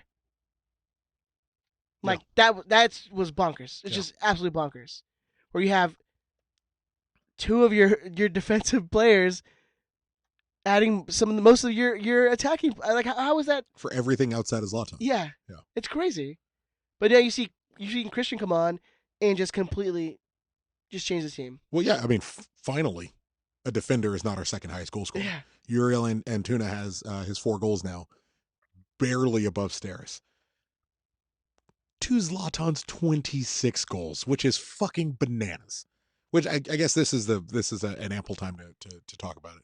Congratulations to the big man. Now the record holder for most goals in a single season for the Galaxy. Zlatan on 26 overtook Carlos Pavon on 24, and at the same time overtook Edson Buttle for third most league goals in the history of the team. That's insane. Of all the stats in the world that are interconnected. Did I say Carlos Pavon? It's all goal scoring records, it's fucking definitely not Carlos Pavon. It's definitely not Carlos Pavon. Christian, well, did I say Carlos Pavon? That doesn't sound right. Why would I say Carlos Pavon? I'm talking about Edson Buttle. Carlos Ruiz. Well, no, I didn't even say Carlos Ruiz. Carlos Ruiz has 51 goals, but that's Open Cup, Champions League, and league goals. Zlatan has more than Edson. Anyways, he broke Carlos Ruiz's he broke Carlos Ruiz. Oh, that's where I would have said. Okay. He broke Carlos Ruiz's single season goal scoring record. Yes. Of 24.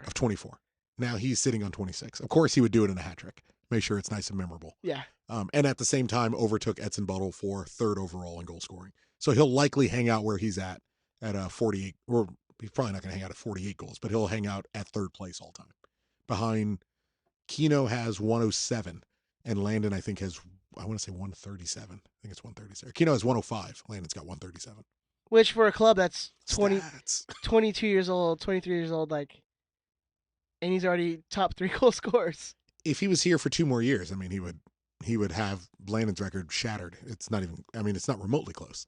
If anyone else on the team could shoot or score and would make it a little harder to defend him regularly week to week.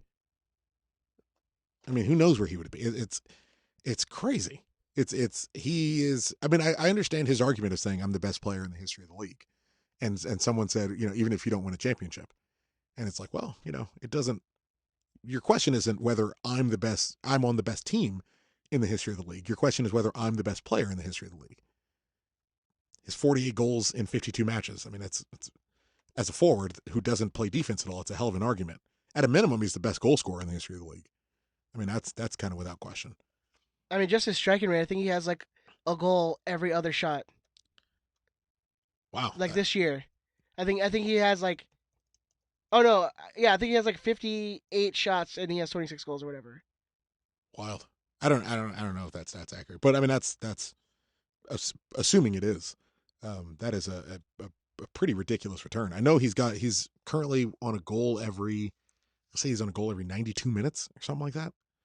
I should just keep. I mean when sorry, he has or half. Never mind, I read the stat wrong. He has 127 shots and half of those are 53 shots on goal. So half his shots are on goal. Yeah. Okay. Yeah, it's still admirable. It's not nearly as ridiculous as the stat you came up with. That was way better. I like that one. Well, just about half his shots on goal go in the net. Yeah, there you go. So still. Maybe that's what I was looking at. And I was like, my brain. As LB USD, baby. What up? Don't keep blaming them. Every time you fuck something up, you blame them. He has a goal every system that failed me, Chris. He has a goal every 92 minutes, which is. It's insane. It's Mike McGee had a goal every 310 minutes. And granted, as Mike McGee has even pointed out on my Twitter, he played left midfield. Fair enough.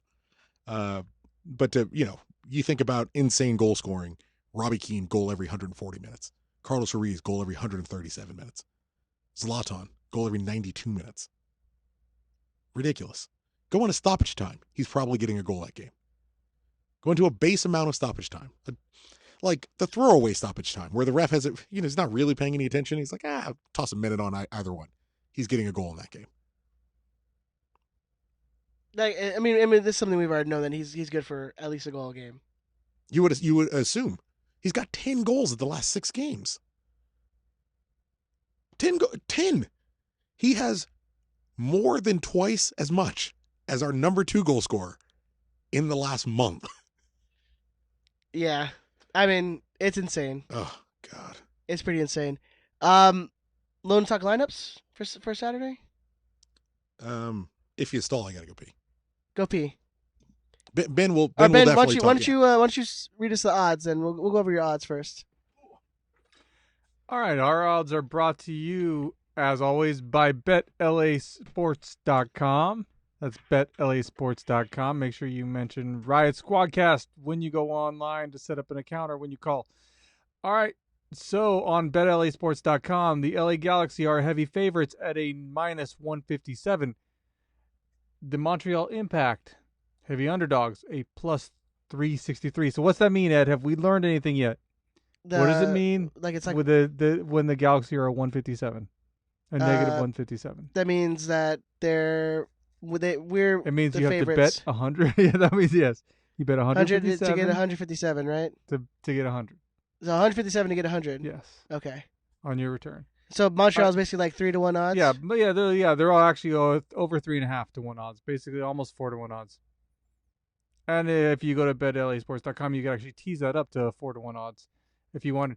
If you look at the other odds makers, the Galaxy are right around 150. So you get, I don't know, a little better return. What's the goals they're predicting? So the predicted goals are the Galaxy at 2, Montreal at 1.4, which actually kind of surprised me. I thought it would be A little higher. Yeah, I thought the Galaxy would be a little higher, and Montreal might be right around 1 even. You would think because Montreal just came off of losing. I don't think they even scored a goal against Cincinnati this year. And I think you're going to see this line change as the Voyageurs Cup Championship goes on Wednesday. I think that if Montreal is in that game, it wouldn't surprise me at all if you were to see, I don't know, 4 or 5 reserves come to LA. Because like I said, I think their best chance to get to Champions League is obviously the Voyageurs Cup. Yeah. Give me the too long didn't read. The Galaxy are in favor of winning this game. How much? By basically 3-1 odds. The Montreal are 3-1 odds to win. We are 3-1 to win over Montreal. They are 3-1, right? That's how it Yeah, goes. they are 3-1. We are the favorites. We We're are the- negative Or is that 157. 3.5 over 3.5 to 1? Basically, is what he Yeah. said. Okay. We're the heavy favorites, Chris. I But predicted goals is only 2-1, basically. okay. Yeah, so the over-under for total goals scored is 3.25. I don't know how you get a 2.5 goal, but so over 3 goals, under 3 goals. Or By the 3 or way, under. my wife just texted me saying, "Why does Ben sound constipated?" Because he's old. Yes. That's the reason. It's because he's elderly. He needs milk of magnesia. Tells it needs to stop beating you. He Shane, also you're like, what? says to stop beating me. Send. Cool. Very nice. Done. Done. Love you, Denise. Let's talk lineups then. No Felcher. No Felcher. Out with the yellow card suspension. Do we see Romney on the right, or do you see Araujo come back See in the starting Araujo. lineup? Yeah. Should I be think- Araujo. Yeah, that's a no-brainer. I think you got to see Araujo. Should be Araujo. We say that. It should be Araujo. Yeah. Whether that's what happens I mean- is a different conversation. Yeah, Romney has barely gotten in to the game on the left side where he can play. Right. I don't think there's any way GBS puts him on the right side. He definitely just had his best game of the season. Might have had his best game in a Galaxy jersey, but definitely had his best game of the season. No, he's definitely had better games. Oh, he's had games where he's contributed more on the stat line as far as doing the job we ask him to do, Which is defend. which is defend, which is to make passes out of the back, and specifically playing GBS's system of overlapping. He and Polenta appear to be on the same page, which is something you can't really say for Shelvick and Polenta. I agree with Ben. You don't move him. You don't. This isn't the time. Look, would I rather see Romney over Jorgen and Araujo on the right? I mean, every time they go out there, yes. But for some reason, GBS, I don't know. I don't want to say has fallen out of favor with Araujo. I think he realizes, hey, it's an 18-year-old kid. maybe I shouldn't put too much on him. I don't know, man. Dude, I think you're absolutely crazy. 100% crazy if you think that Romney's going to play on the right. Well, I'm for sure crazy. For sure. Well, Fair enough. I've I understand. I get what you're saying. Because you've seen GBS is throwing out some shit like where Jorgen has a awful game and he just keeps playing for like 2 months. But that had been, I would say that's chiefly been out of necessity. The continued rotation on the back line, Polenta missing a game, Giancarlo missing a game, Steris missing a game through injury. There's been more reason to start Shelvick. Romney clearly has been on the outs. I mean, it's been rumored he and GBS had some issues. I think we've talked about it a little bit. I know Guessman's talked about it a little bit. But you've seen don't keep him off that. Don't distract him. Let him stay focused. But if Romney worked his way back in, and it's the same thing we were talking about earlier with everyone understanding their roles and their positions and where they are in the roster and in the lineup and what's being requested of them. When you have a starting 11, when you have your basic formation, your basic setup, what you want, and it's what Bruce excelled at, when someone goes down, the person who's gonna replace them next in line is ready to slot right in and just fucking keep the bus running. Romney, for whatever reason, him and GBS appear to have some beef. Shelvick kept fucking up over and over again. Romney finally got the shoulder tap, and when he did, he was outstanding. You don't change that if you don't have to. The only Felcher coming off one of his finest games of the season. The only reason he's not playing is because he's on yellow card suspension. So you start Araujo in his spot because that's the likely candidate. You could make an argument for starting Giancarlo over at right back. He played there earlier in the season when he was first kind of coming on and getting bedded in. But you've played him consistently at center back. This is your moment to play that kid, especially if you're going to get Montreal coming off of some not injuries, but coming off of some exhaustion, midweek game, an important midweek game that they're inspired to kind of push themselves for. I don't think we're going to see a lot of reserves because they're 3 points out of a playoff spot. They beat us. They're right back in the mix. I can see them saying, hey, we're going to do what the Galaxy do. We're just going to run double duty and see what we can get. Then great. Play the kid who's more likely to make these runs up our right wing and fucking exhaust them, because that's what Araujo does. Tell Steris, hey, you're going to sit back and play. Look at the heat map in this last game. Steris and Polenta basically operating as sweepers, sitting right in front of Bingham.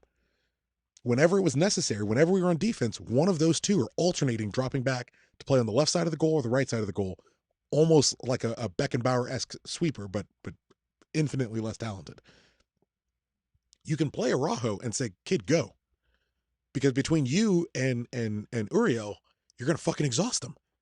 And they're coming on 3 days rest.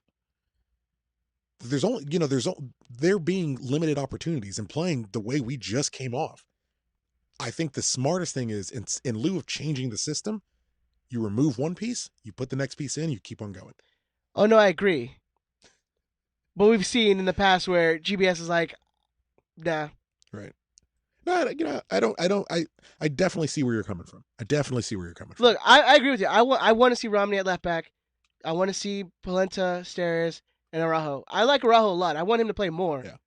Because, let's be honest, come next year, he will be that starting right back. I'm not sure about that. But if Steris is moving over at right back, that'll tell you everything you need to know about Araujo for next season. Because this would, for a kid who Not Steris, it was Romney. Is what? No, because if in my head I was thinking if they're bringing Jorgen back, they're just move Romney to right back. Oh, Jorgen. I think we've seen Jorgen. Hopefully, I think we've said that before. We've said that before this season. But there's no reason to start him. Usually it's like we would have to specifically be missing Diego Polenta, or there has to be a reason Diego Polenta can't play left back, and that's the only time you see Shelvick.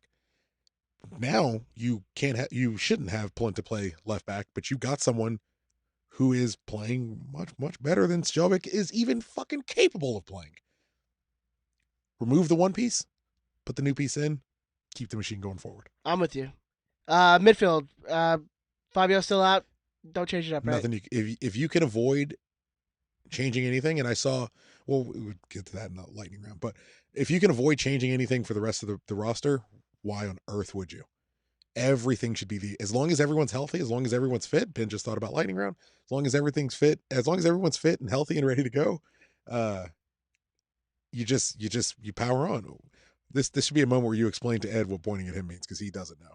Just as a heads up. Was I in charge of the lightning round? You are now. Of course you are. What are you talking about? When wouldn't you be? What? Just you tell me just because Ben read lightning round for the last year and a half, you think now it's not your responsibility? Of course it's your responsibility. Oh man, that's new to me. All right. I like your willingness to roll with it though. Okay. Do we see? I know he's closer and closer and closer to getting back. I think they said they targeted RSL. Do we see Alistair Jr. on the bench? I would love it. I don't think we see him until the last couple games. I mean, not even on the bench. Maybe say we're up 3-0. Would you not give him 10 minutes? No. Nah. No. I mean, we haven't once, and this is just based on what we get to see. We're not the Larry Morgans who go to the practices and all that goodness. Until I see the pictures come out from the Galaxy of him at full training with everyone, rest and recuperate, man. I need you for the playoffs. Can you imagine every team that thinks they got us figured out, and then you get to drop in a completely rested Ramon Alessandrini, who's 100% fit and ready to go? I don't know. I don't risk it. And there's no reason to send him away to RSL. Keep him home. Keep him rested. Get him ready. Yeah. I just want to see him out there, man. Oh, Jesus Christ, man. I just want to see him out there. Yeah. He's gonna. What's up, Ben? We can say for yourself, Ben. I know. I was busy trying to look. Did up you some see lightning round stuff. in the? Did you check the Twitter thread? I was looking, trying to decide which ones we were going to use. I'm so glad it's not his show. I'm so glad it's Tucker's show. Can you imagine? It would never get posted if it was Ben's show. It just wouldn't happen.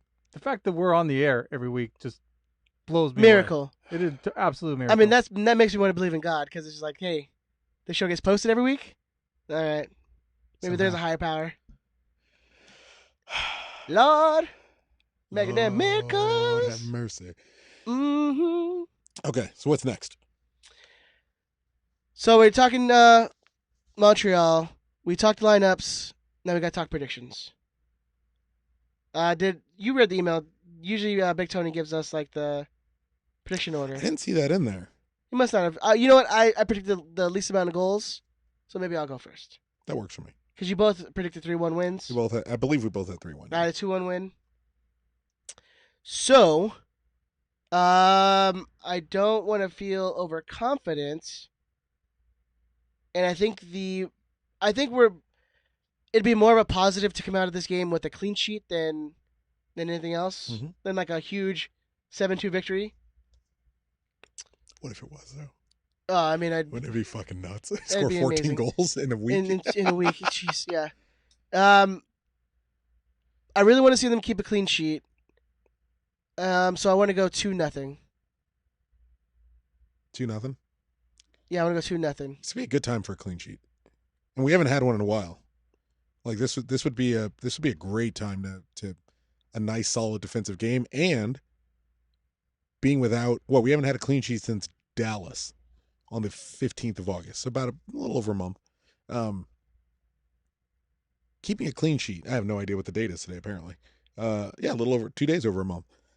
Keeping a clean sheet with our first choice right back out, our first choice left back not playing. That would be a phenomenal statement coming off of all the goal scorers clearly having their shooting boots on and feeling confident and taking their chances when they're available. Change it. 3-0. Oh, did I talk you into that? Our guys score goals, man. They're putting them in, dude. 3-0 to Zlatan. And then I'm gonna say Antuna. You have 18 goals since that last clean sheet. In a month? I mean, Well, we had 7. We had 7 against Kansas. Yeah. Made it a whole lot easier. Yeah. We had 2 against Dallas, 2 against Seattle, 3 against LAFC, 3 against the Sounders, 1 against Colorado, and then 7 against Kansas.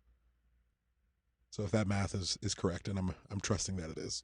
So since Benjamin is currently the leader, Christopher, we're going to go to you in your prediction. Wait, who did you predict as our goal scorers?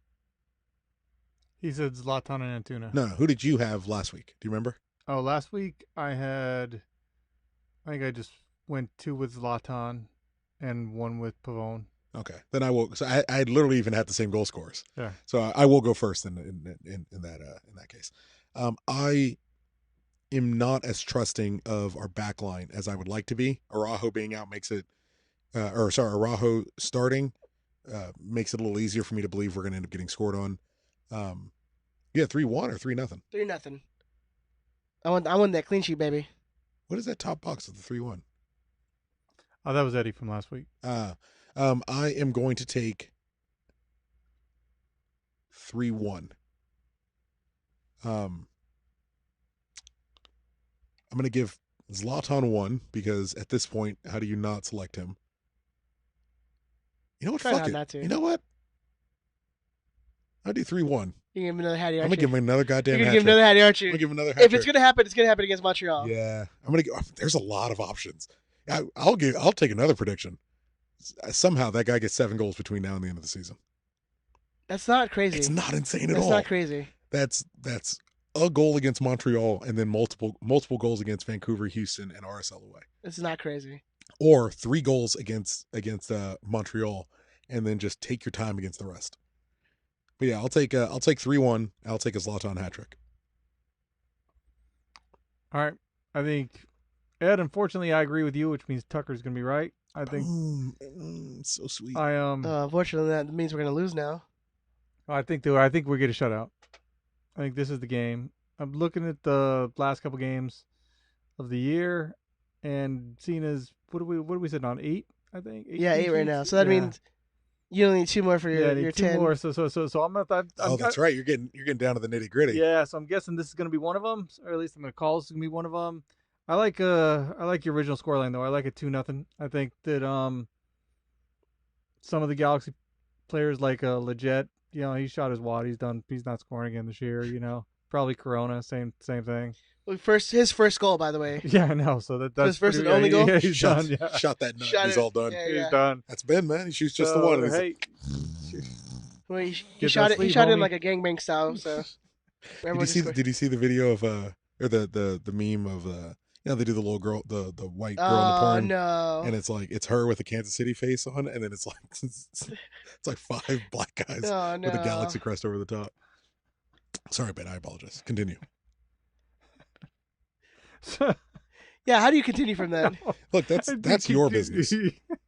I'm not here to help drag you out of this. All right, 2-0. I'm gonna just say Zlatan gets them both. Yeah, how can 2-0. you? 2-0. Now, how can you really go against Zlatan at this point? Well, it's to both of your points. Montreal have gone scoreless in their last 2 games against FC Cincinnati, who was down a man, and DC United beat him 3-0. And before that, they got the 2 goals against Vancouver. Before that, 1 goal against Toronto, and then 3 against Dallas about a month ago. And there was a story earlier this week. Who is Piatti's scoring a not bunch of goals happy. against Dallas, though, anyway, so yeah. Chicago's putting 4 against them. Oof. Yep. So no, there's an earlier story earlier this week. Piatti wants out. So if he's not happy, who knows if they're even. How old is that guy? He's having a Piatti Party. Well, there's the title. You can go ahead and write that one down. Come on. Boom. Thank you, sir. I love it. 34? Where's he going to go? Qatar. I don't know. China. But do they give a shit about him? I'm sure they do. But this is the thing. If you have to say, I'm sure they do, they don't. It's Qatar. If there's someone's willing to go play there that's not from there, they're gonna care about him. He's going to go play in Kazakhstan. Yeah. I don't know. I'm of the opinion they probably don't need 34-year-old Italians they haven't really heard of. But for all I know, I'm incorrect. I don't follow the Qatar. Is Piatti Yeah, I think Argentinian? I think he's Argentinian. Is he Argentinian? What Yeah. do I call him? Italian? What's the difference? I'm sorry, I didn't mean it. Everyone's unique and special, and all your borders. They both do the finger thing. Look, at the end of the day, if y'all got oil, America's coming in. So calm down. Everybody relax. Good. Is that We'll that's just a slap- solid apology, We'll right? just slap U.S. flags on your oil barrels. Hell yeah. USA. USA. You got a lightning round for me, Benjamin? Or Ed, apparently?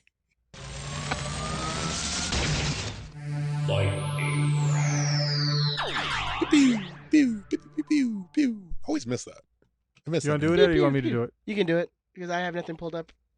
All right. So the same boat. we're gonna start with Andrew. Which who- Andrew? Andrew Elisano, who doesn't have Twitter. He starts off and says that No social media presence. no social media He presence. sends in carrier pigeons every time he has a yeah. lightning round question. At Samoa Like Bob. Mike Tyson. Smoke signals. He wants to let you know that the GIF you picked for Chris being back is whack. I picked it. That was like a Laker player, right? I think it's Lance Stevenson, yeah. Because I didn't click on it. I thought it was gonna be Robert Ory because he was at the game on the weekend. He got fat. Why are you shaming? I'm not. This I'm coming from proud the of guy. him. This coming from the guy who was like, when they were talking shit about Wesley Sneijder, he's like, "Why can you talk? You can't talk shit about a fat girl, but you can talk fat about a fat guy." What did he do? One. Wait. One, Hold when on. did What my did he voice do? get higher than I yours? know. Two, my issue was not Wesley Sneijder getting called fat. It was that you can't call women fat, but you can call him fat. I'm in the same boat with Robert Ory. As long as I can call an ex-WNBA player fat, you can call Robert Ory fat.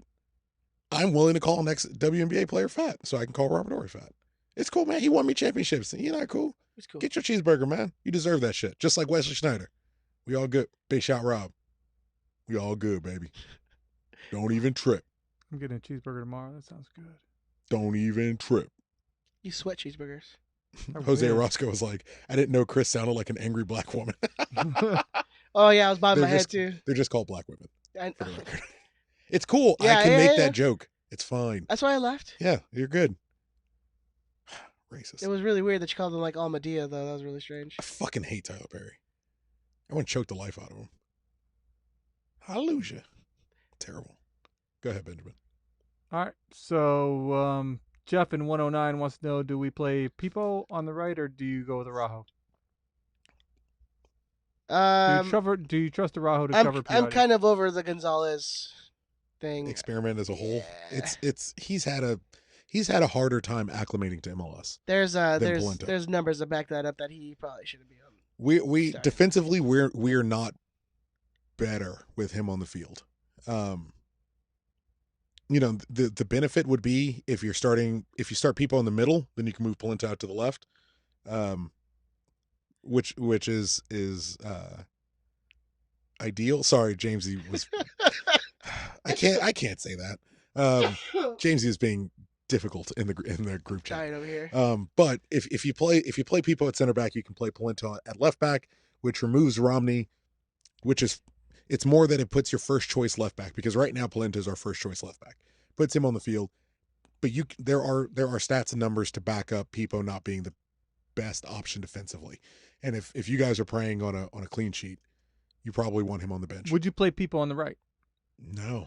I'd rather play Araujo. Give the kid some Give minutes. some minutes, man. At I some agree. point you gotta get him in. I mean, look, you could consider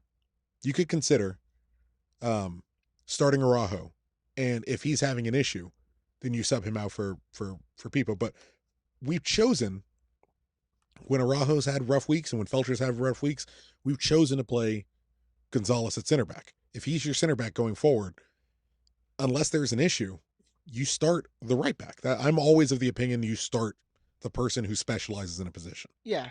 All right. So Galaxy 96 or Galaxy Fan 96 wants to know: do you guys think that Zlatan is the greatest player ever to suit up in MLS, like he stated?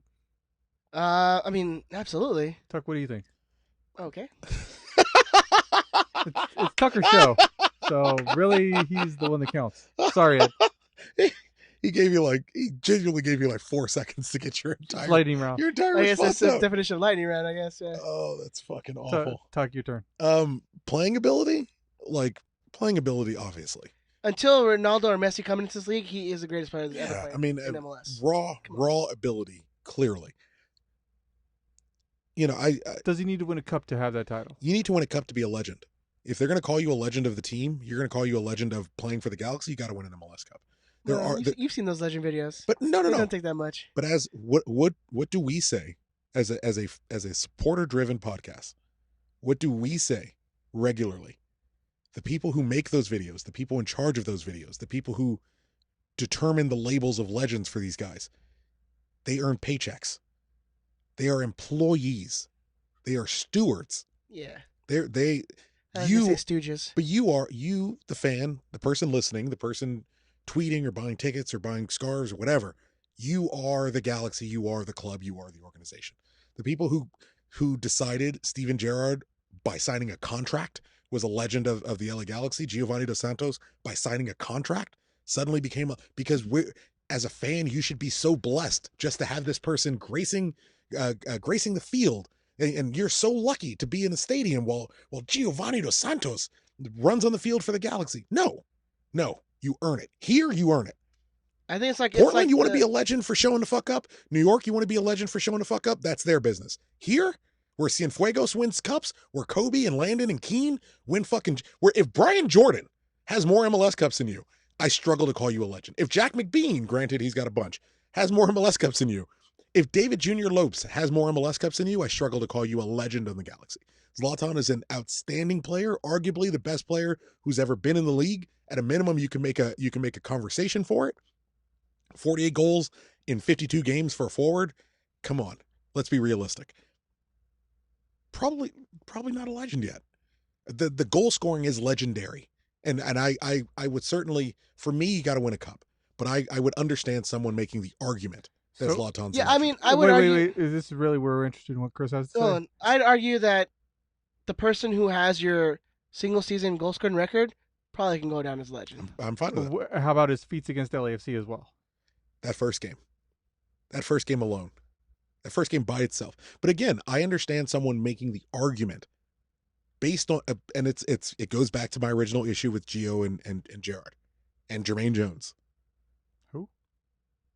Signing a contract, regardless of what you did at Villarreal or Liverpool or Schalke, thank you, I forgot where he came from, or Schalke or Ajax or Inter or Juve or any of the number of incredible teams Zlatan has played for. By simple merit of playing for those teams and then signing a piece of paper for my team does not make you a legend. What would make Zlatan a legend? The 4-3 game against LAFC. 48 goals in 52 games. Single season goal scoring record. Those are things you can say, hey, that makes him a legendary member of the LA Galaxy. I would be okay with that. For me personally, given the championship pedigree of the organization as a whole, what we as a fan base expect out of our team, out of our club, out of our players, for me, you got to win a cup. But I understand any Galaxy fan labeling Zlatan a legend. I have no problem with it whatsoever. And you know what? When it's all said and done, when he's kind of hung up the jersey and he's moved on, I imagine I will look back at my own opinion and we'll adjust it accordingly, because I've never seen something like him. So we actually got a pretty legit good question. Why did you only get 4 seconds? And I got like 10 minutes. It's your show. Shut up. All right. So Jesus Gallardo wants to know, if there was a 30 for 30 about the Galaxy, what do you think it should be about?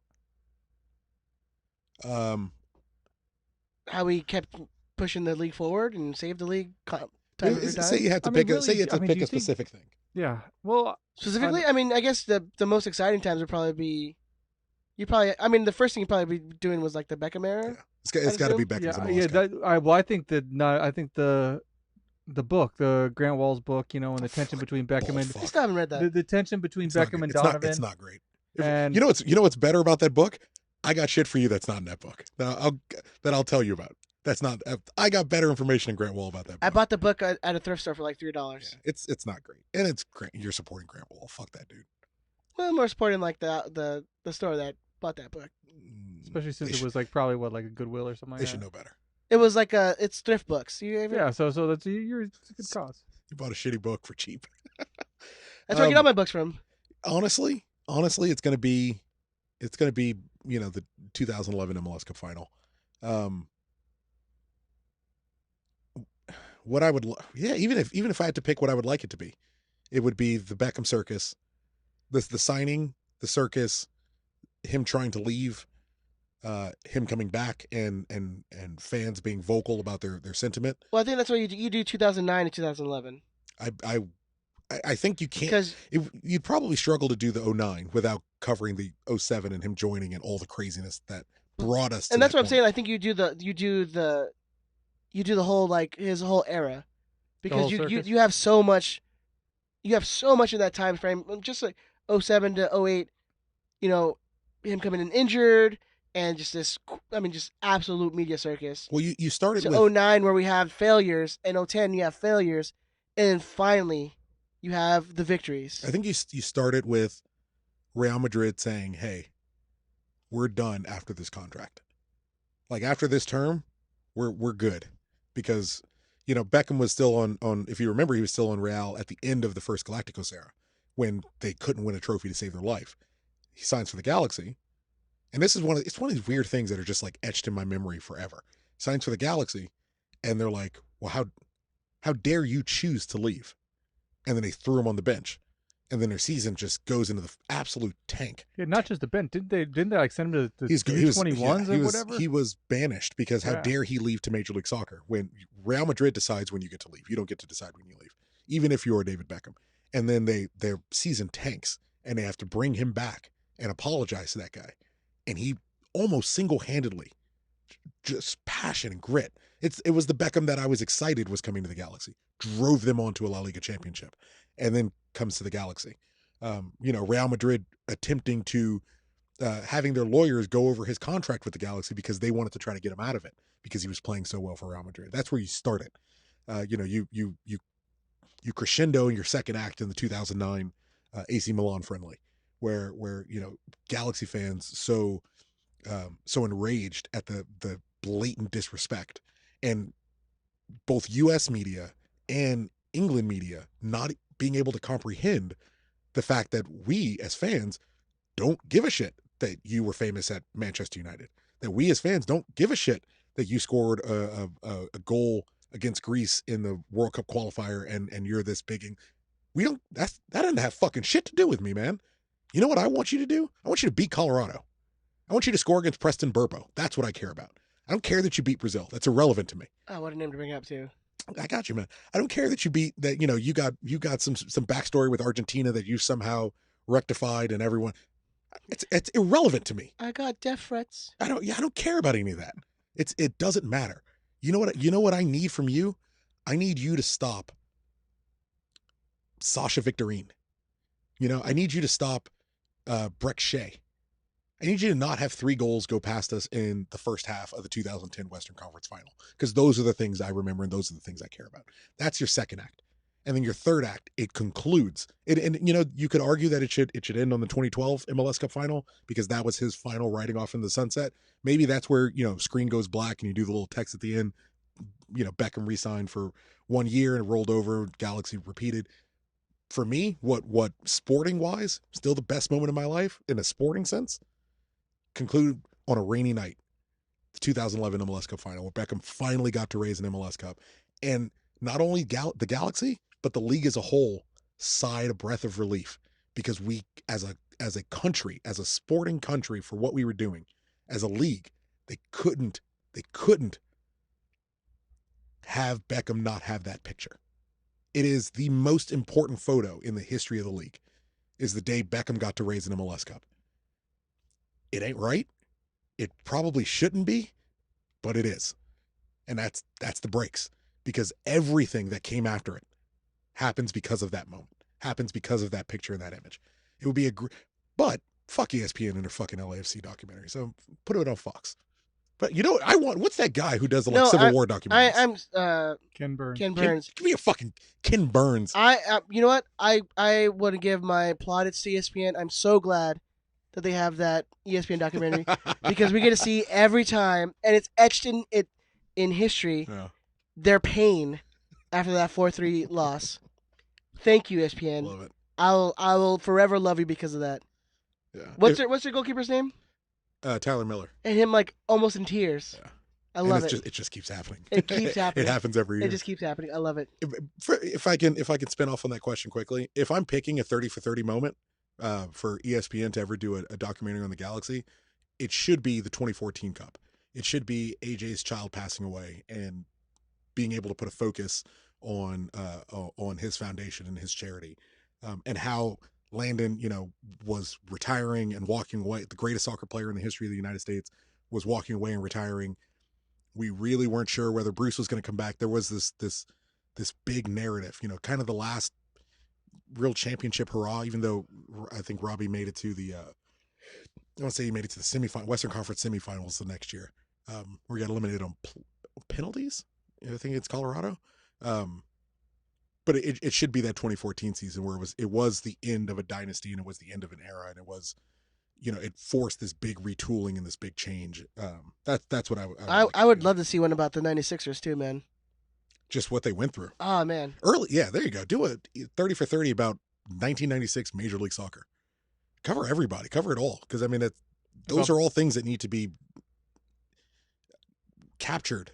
And every time one of these older players, and it's going to start happening. Every time one of these older players start to die off, we just lose these stories. And these are stories that are important because the league is only going to get bigger. And there was a time, if you were, like Ed or myself or any of the other supporters groups and members of Lars that date back a long, long time, and members of the Galaxians, that Linda Pickle is, I mean, I will be the first to admit. Can you do one without Linda Pickle? A 30 for 30? You shouldn't. You shouldn't. You shouldn't. Whether you can or not, you absolutely shouldn't. I wasn't a big fan of Linda for a while, and as I get older and as I slow down a lot, and even my like rah support, I would love to be on a plane to Houston, but like as that aspect of my life starts to kind of get some distance, we have so much information, just raw data and information about the first 10 years of Major League Soccer, specifically because of people like Linda Pickle. Like, I would love to watch a 30 for 30 documentary about the 96. I still want to know what happened with the Galaxy dude who had like the big helmet thing and he was like a drummer. I know who you're talking about. I wonder what happened to that guy. If I recall, he was pretty up there.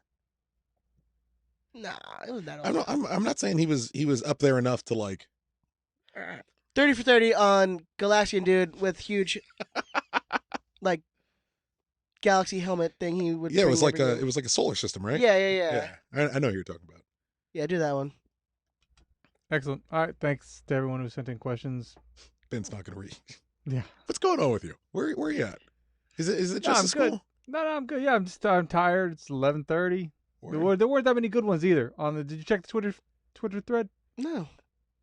That's your job. I know, but Ed, you usually check it because you don't read them. So Ed, who would you want to play the most and also the least in the first round of the playoffs? It's from our good friend Uncle Dishwasher.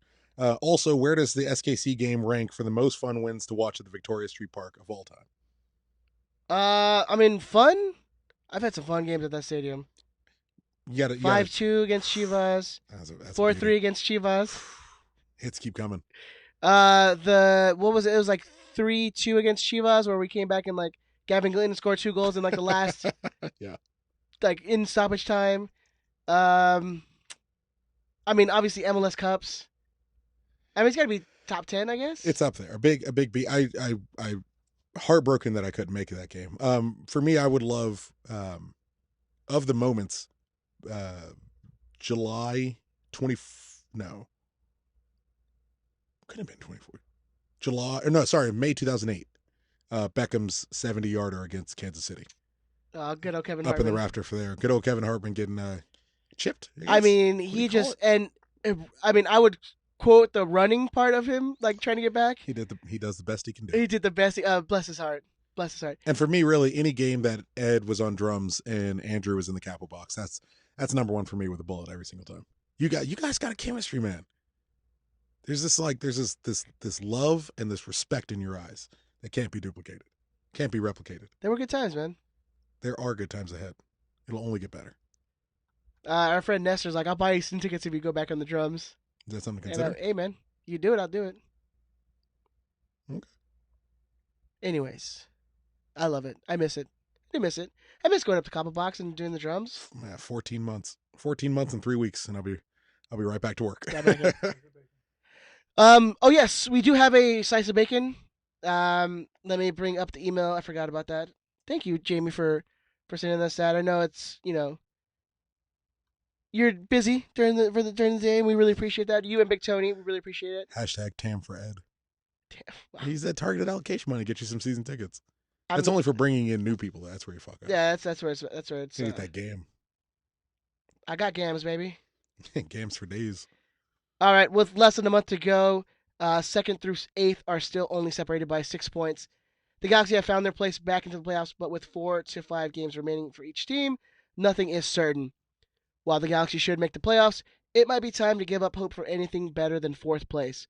With the remaining schedule, it is more beneficial for Seattle and Minnesota to eat up their points, eat up the points of 2nd and 3rd place, while leaving our competition floundering for a spot in the top 8. We do stand to get help from the East again this week, starting tomorrow night when Portland hosts Red Bull. Saturday, Atlanta hosts San Jose, and New England hosts RSL. Sunday, we see New York City FC head to Dallas, while DC United will host Seattle. That is a lot of possible points that could be dropped in our favor. Galaxy have no reason to lose on Saturday. If you have any questions as to why, you can send it at LA Galaxy Outsider. Madam Serrano did all the research for us. Montreal coming off a 1-0 loss at home to Cincinnati are 1-3-1 in the last 5 games, outscored 6-10, and have not picked up a road point since their win versus New York Red Bulls on May 8th, 2019.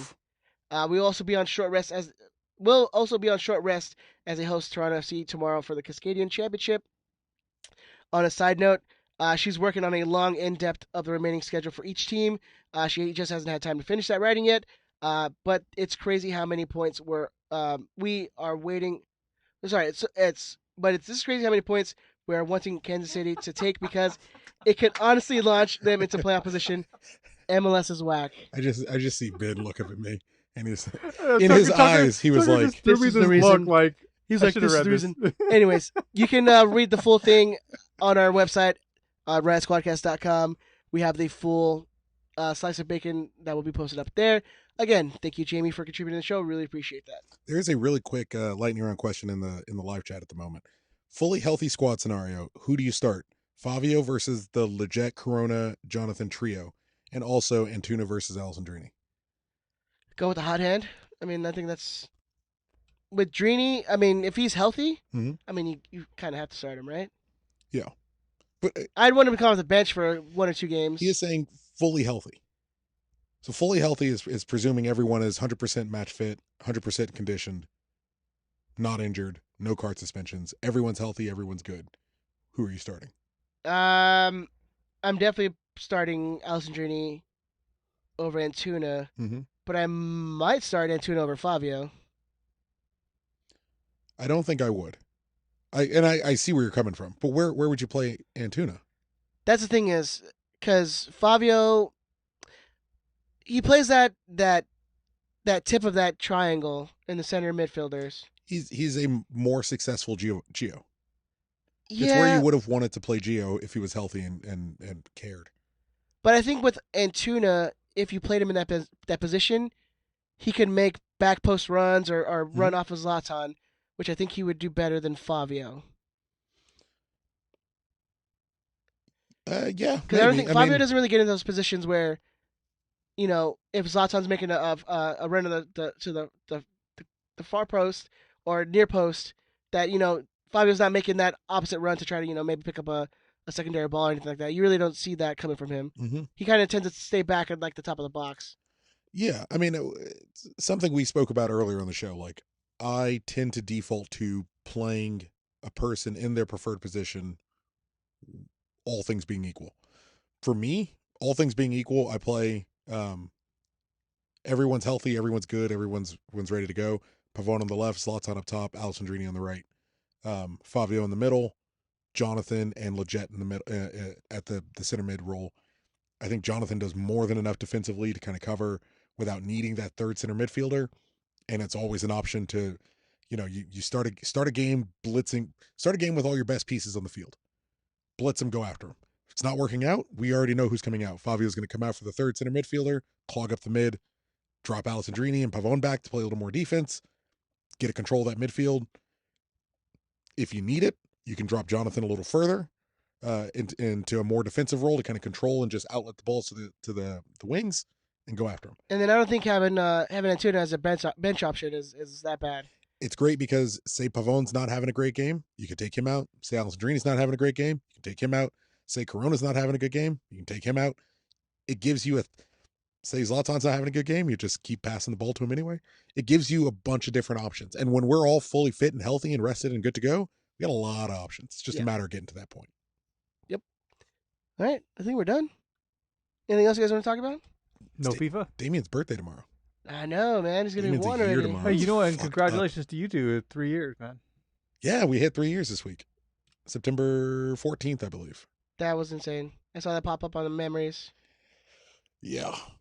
I think we're good. I think this should be the last one. Yeah, let's We're just going to call it. Let's pack it. We're just going to pack it in. You know what? You got to finish high. You don't want to burn out. You just want to fucking explode, right? What's the saying? It's better to die young. It's better to burn out than fade away. Oh, that's what it Boom. is. Something Are we burning hot right now? Is that what's happening? All joking aside, thank you to every person who has downloaded an episode, shared us on Twitter, defended us against nonsensical attacks. Mm-hmm. The Patreon subscribers, away days, signer uppers, every person that's ever done anything to support us in any way whatsoever. Thank you. Yeah, no, so I mean, thank you to the people who contribute. Big Tony, Jamie Bacon. Madam Serrano apparently tag teaming Slice of Bacon and helped the fucking community Yeah. that got built around what was started as the People's Podcast, and then to have the people come in and find a way to help. The whole point of it from day dot was, no disrespect to anyone, it was, hey man, there's room for something else. It doesn't exactly have to be anti anything else. It doesn't have to be comparative. It doesn't have to try to separate or segment. But hey man, there's room.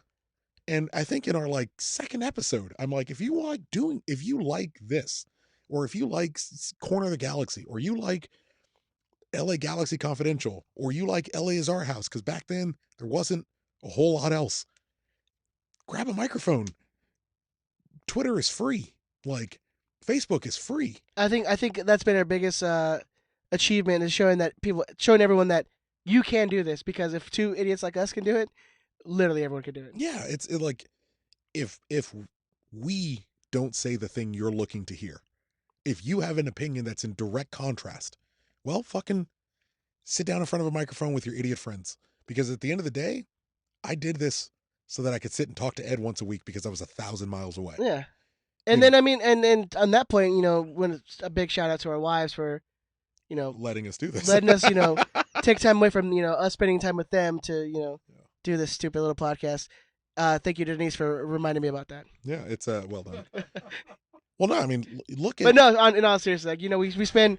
You're getting an extra beating tonight, by the way, Ed. It's not fun. Brownie points, sir. There you go. Okay. But it is, Have look. a wife, have a life, sir. Look at you've gotten married since You've the show had a started. child and become married. I created the biggest child on Earth. The Galaxy signed Zlatan Ibrahimovic. We got rid of Gio. Pete Vagenas got fired.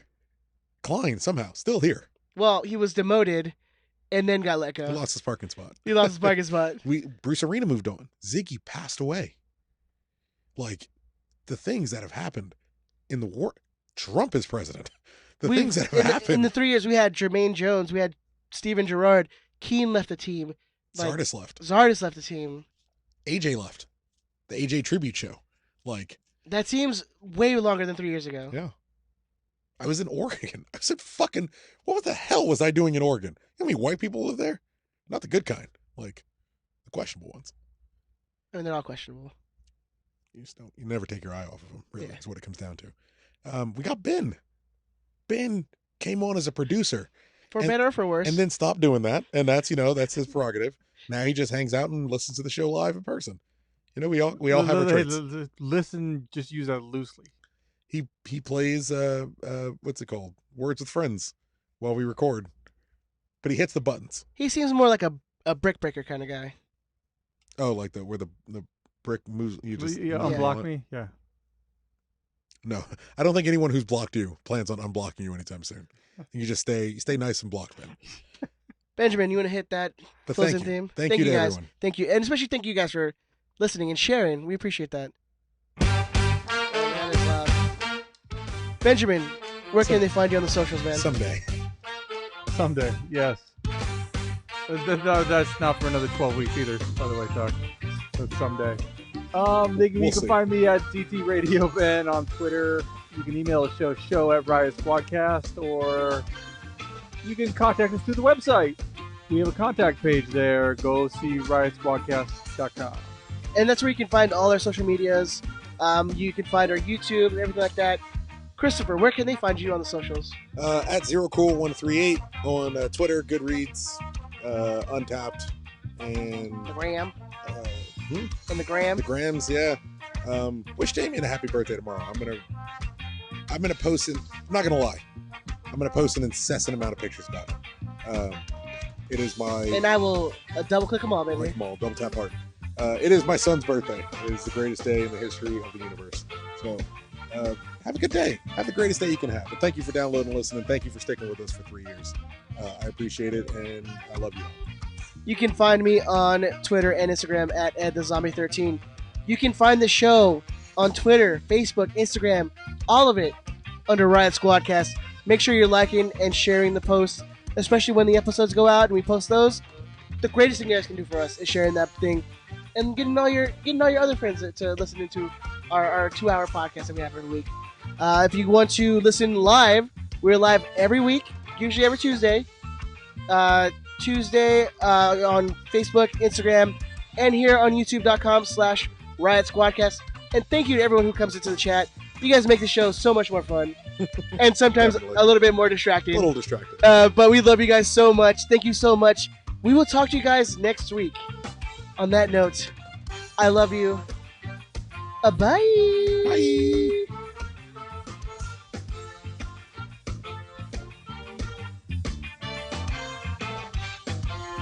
And Amy, congrats on the cat. She named him after Junie. Very nice. Beautiful. I went with Diego Polenta. Bye.